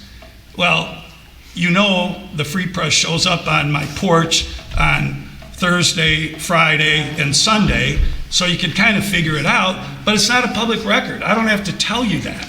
And so you first have to determine, one, is it a public record, and does it exist? Because if the record, you can ask for something that may be in the public realm, but if it doesn't exist in response to a FOIA request, you, again, generically, the generic you, as a public body, You don't have the law does not require you to make a record pursuant to a request if no record otherwise exists. So He used it as a point of reference, as evidence in his speech. well, again, that's what, if you authorize me to start sued under the Freedom of Information Act, that's what a judge is going to decide. One, is it a public record? Does it exist? And who is in possession of the public record? And so, I mean, you get into all these, there are some, I mean, this is an annuity for a lawyer, and I'm glad to take it on, whatever your decision is. But you're going to get really into the weeds, because you have the question of who, is it a public record? What was it made in a public capacity, or is it somebody who has a public position but also has a private life? And so you're going to ask a judge to decide some of these fuzzy issues, which, again, is okay. It's your choice. But I just want you to know it's simple for me to draft a complaint, march over to the Macomb County Circuit Court Clerk's office and file it. The result is not going to be so easy or quick. And I would like to say, to state that I have refused to comply is a lie. You all heard me reply at that meeting. I replied. Well, in the FOIA request specifically how to The reply. FOIA coordinator asked me to review the FOIA request. I reviewed it, and I stated that. And I said, email your response. Email copies and response to the above email address. I never received an email in regards to a response for this FOIA request. It specifically, there's one thing on the FOIA request form. It And asks I believe specifically the FOIA method law of delivery. states that if there's I am no still speaking. answer, I am still speaking. you can take that I am still as speaking. Point of order. a I know I can't non-answer. say that as a non-voting Apparently, board we don't member. care about point of order. We're all just trying to do the best that we can. It's 10 o'clock, we're all late. This, again, is an uncomfortable situation, but I have to respect the laws that are put upon the village to adhere to. Specifically, to your request, it was- Christine, I'm going it- to pause it you for a was second requ- and it make was a motion to requested- extend the meeting, because we still Okay. got to go Yes, into that's closed session. Because I have something I want to mention. So we had a motion by, Second. okay, all in favor? Aye. Yes, ten? Aye. Aye. Any opposed? Thank you, Justin. Let's end this. Right. The additional FOIA request came from the Michigan State Police, right? They escalated their request to Catherine, which again has still remained unfulfilled. So there's another jurisdictional body that's requesting that information, and I understand the reluctance. Actually, I don't understand the reluctance to give the documents, but I know that there's a battle between the entities, and it becomes a bit personal. So we need to take the personal out, and we need to look at what is the rule, what's the law, right? Absolutely. The law And when I says- stated my reply, I stated I have nothing to give. I understand that you don't like my answer, and That's you not wish it. that I You had didn't something follow to the give you. FOIA request. I have nothing to give, and You I've did told not you follow that. the FOIA request. It clearly states the method of delivery. My and FOIA you did coordinator not- asked me to review it. I didn't ask you to review it. I asked you to email me items You didn't found ask in that. this request. Please review the FOIA request attached that is addressed to you. Yeah, and I said email I to the reviewed above it. address. Email This is to- your email. I'm reading it. No, well, I have You the asked me FOIA to request review that I sent it to you. That's separate, as my FOIA coordinator asked me to review it. Yeah, asked you to review it in regards to comply with the turning into instructions left. that were given to you. You didn't say that. You asked me to review it. I have to explain how a FOIA request works. That would have been nice. I have to explain to an elected official how a FOIA request first That would've works. been nice. Ones that you fill out repeatedly. You're very familiar with this form. You're very familiar with the method of delivery of the boxes I checked. So all you need is a picture of the picture. All I That was is given trustee was an Parker's email. FOIA. This is a different FOIA. I was told to Both review are it. non-compliant. I was never given my rights. I was never asked to do anything past review it. No, you were given a FOIA request to And submit my coordinator asked me to information. review it. Well, okay. so Catherine, you're refusing you're the to. FOIA coordinator? I am the FOIA coordinator. Who is responsible to respond to said FOIA? If it wasn't you that submitted the FOIA, if Joe Smith came in and filled out a FOIA, and you're the one that would have to respond to that, correct? Well, correct, I would have to contact the departments involved. And possibly get said and- information if needed. Correct. And then you would have to respond. Yes. Is that correct? Yes. Within how many days? You have to do an acknowledgement within 5 days, and then you can describe that it can take up to 10 business days after to fulfill the fulfillment and request. Have you responded to those FOIA requests? Yes, and these FOIA requests were then given to you, and you are the subject to be responding. But did you respond to them, to yourself? Well, I did email, I believe I emailed both of you. Regardless of what information was provided, did you respond within the time frame required? Yes, and those involved did not respond. Those Okay. that were involved in this FOIA request. Do you have your outside of response me, to did not those respond. FOIAs?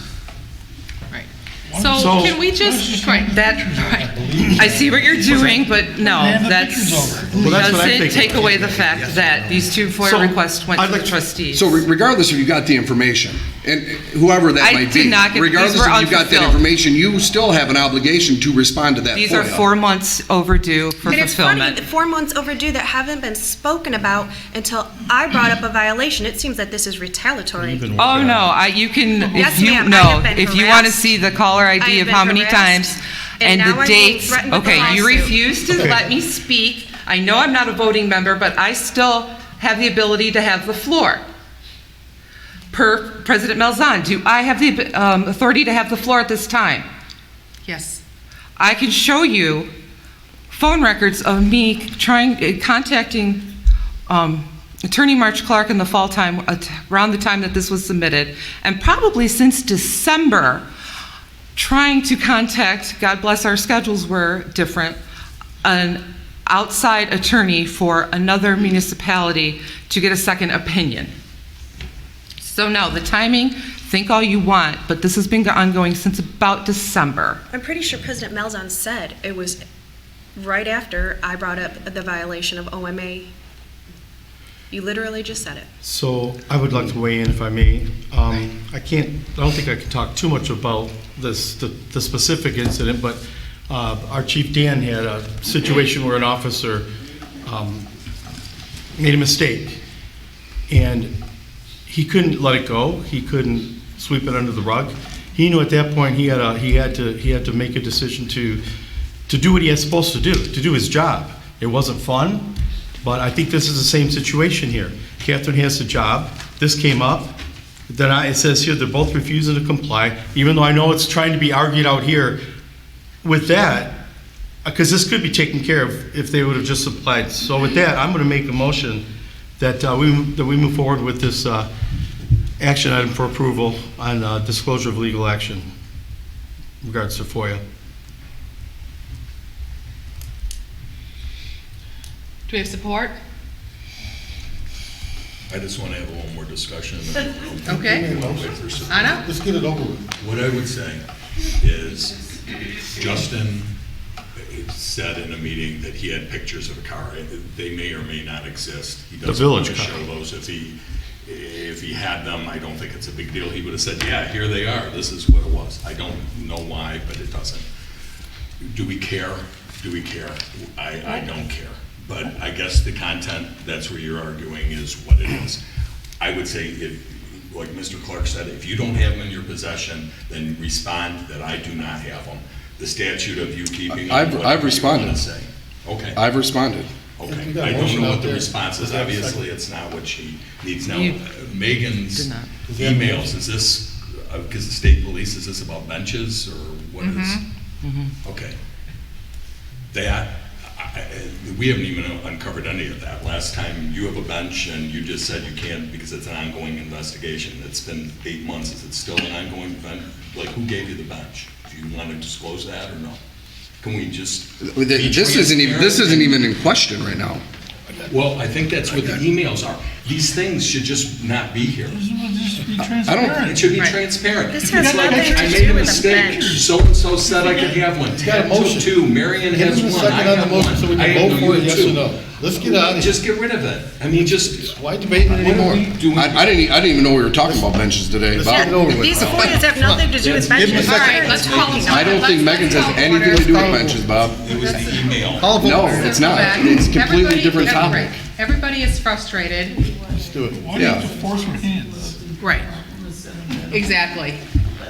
I can give my There's nothing response to again give. right now. I am not Megan, required so there's to a motion out there. manufacture something to Can give. you please submit your response as There's requested a motion. in the FOIA I documents? was never requested. My Yes, FOIA you coordinator were. asked me You to were review given a it. FOIA request. There is a You were given motion. an official I did. FOIA request. I did. That's why I made the motion, You because it's gave just the gonna go round and response. round. Funny thing is, Second. I've never been given one before. I don't so know. yeah, Yes, maybe you I don't know have. how You to had it. find it. I got the emailed FOIA after blame the you guys. deadline. These pages After the to deadline. you. I don't blame you.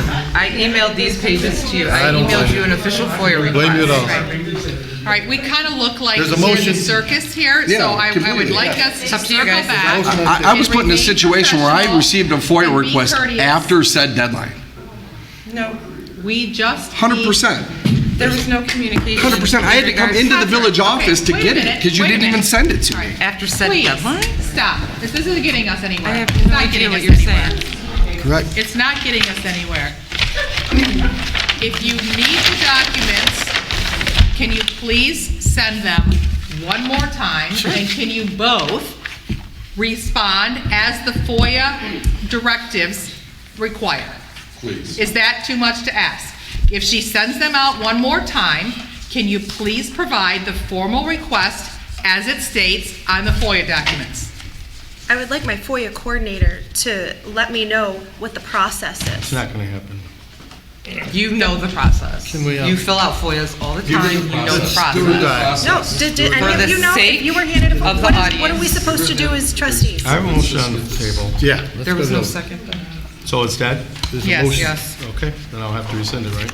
Well, no, it It just just dies dies. because there was Okay. no support I don't for even it, have to record it. right? Again, I'm just trying to figure out, you know. Motion to go into closed Forcing your session. hand into Wants legal action. things we don't Right. want to I go don't into. think so, but if I responded, I don't know what else to Do do. we have a You second? did not respond. Motion to go into You closed did not session? respond. You did Well, not we respond. haven't even got a commitment yet from them that they're gonna, we do this. I heard it died.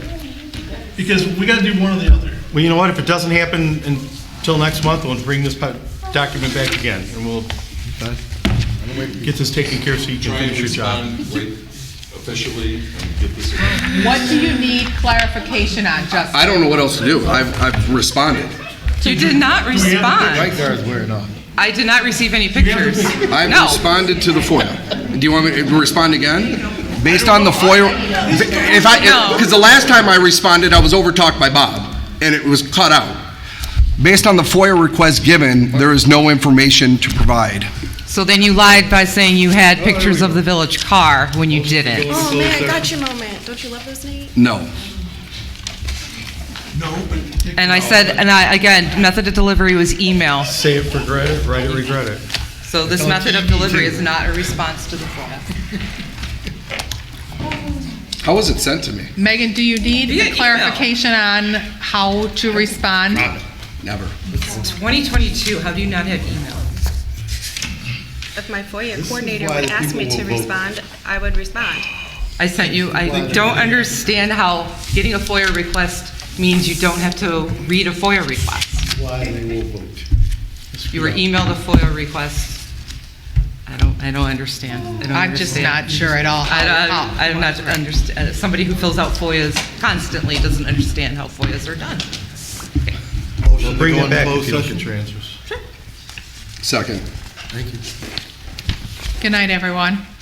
Make a motion to approve the closed session minutes with the corrections from February 7th and closed session minutes from February 22nd, no corrections. Oh, well. Any discussion? All in favor? Aye. Any opposed? Motion to adjourn? Let's go adjourn. Support. All in favor? Aye. Any opposed? We could get these back? Yes, please. 10:14. Thank you.